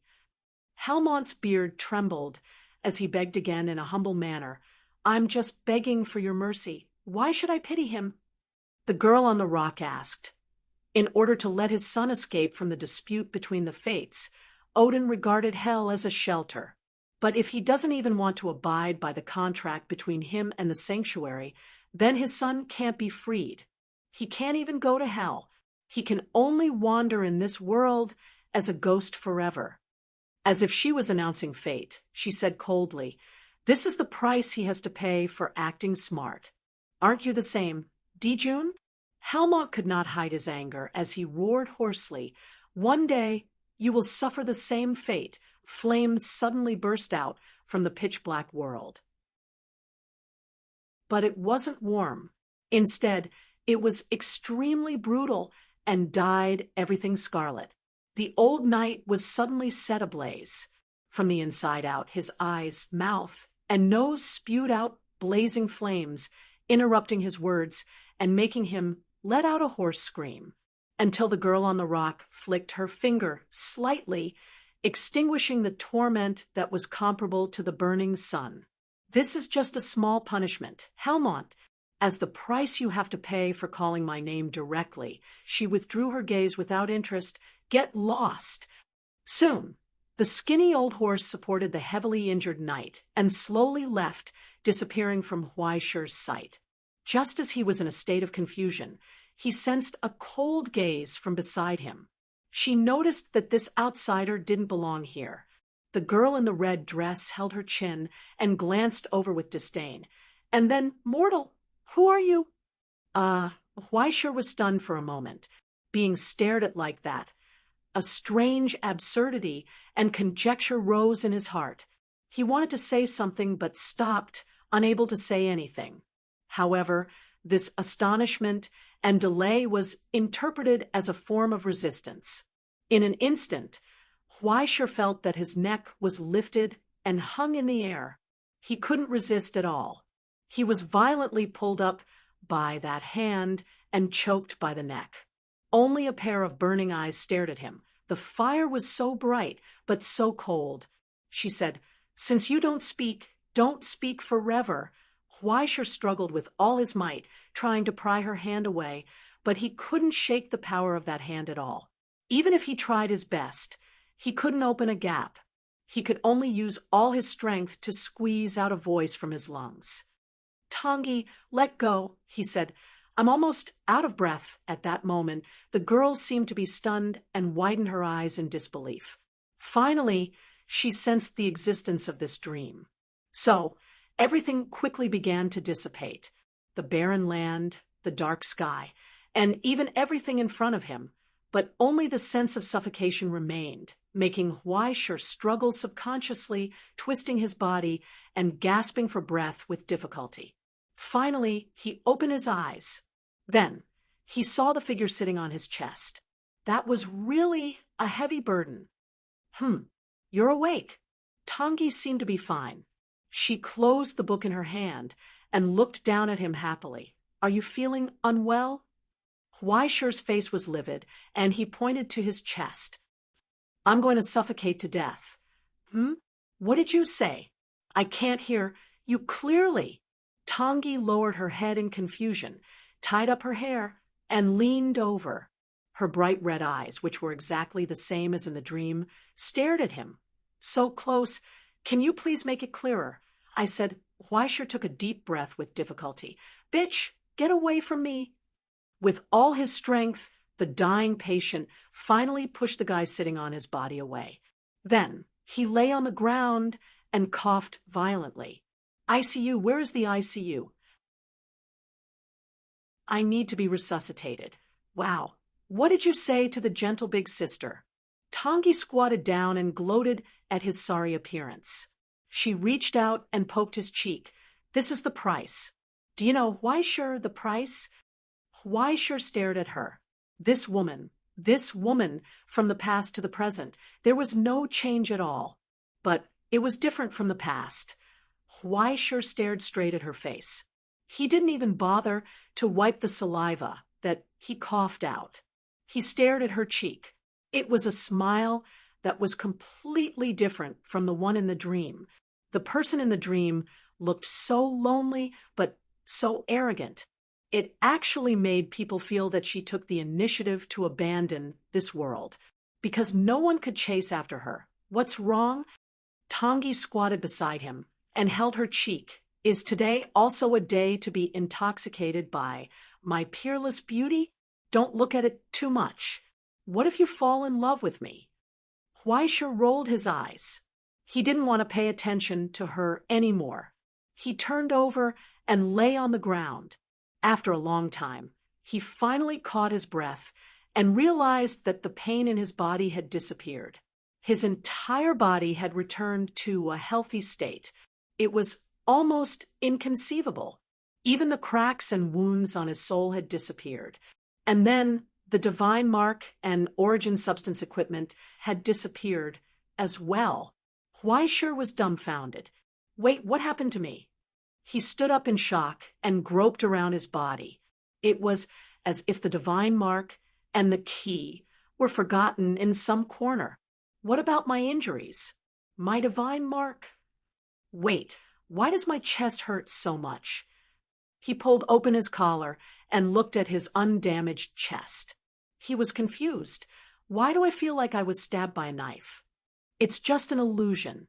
It's just an illusion. Tangi's gaze seemed to drift away. She waved her hand innocently. There was a small accident. I was trying to save you. Save me? Huaishir was suspicious. Why am I being resuscitated again? Is this your doing? You're so annoying. Do you think you can push all the blame to your big sister? Tangi sighed sadly. Whenever a young person has a problem, they always try to push the blame to others. It's so sad. That's enough. Huaishir's expression twitched. What happened? Simply put, you've completed half of the ascension ceremony. Tangi explained with a smile. The first half. So you took away my divine mark and origin substance equipment? Huaishir was dumbfounded. How can you say that? Huaishir. Tangi said seriously. It didn't leave you. Instead, it stayed by your side in a different way. That sounded reasonable, but why was her tone the same as when she was trying to cheat him of his money? However, when Huaishir sensed it carefully, he found that it was just as Tangi said. Great Si Ming's divine mark and various weapons were still there, but they didn't seem to be in his body. He could feel that Great Si Ming's miracle still existed somewhere. He could use this power through his soul at any time. It was no different from before. But where did they go? This is the power of the reflection crystal. Huaishir, Tangi explained. Simply put, your smart and cute big sister had an idea. Through a ceremony, I completed the preparations for your ascension ceremony in advance. Now, Great Si Ming's divine mark and destiny have been temporarily separated by me through the reflection crystal to make room for Yun Zhongjuan's ascension ceremony. Where did it go? Huaishir was confused. Let me think. It went to quite a lot of places. Tongyi casually pulled out the blade of resentment. Thanks to the many connections and karma you established with the present realm, I distributed this power to the person who shared this miracle with you. Can't you feel it? If he said he felt something, the first thing Huaishir felt was definitely darkness in front of her. What did you do behind my back? You're tuning in to the Mystic Fist YouTube channel. Don't forget to subscribe and join us on this journey to catch the most captivating stories.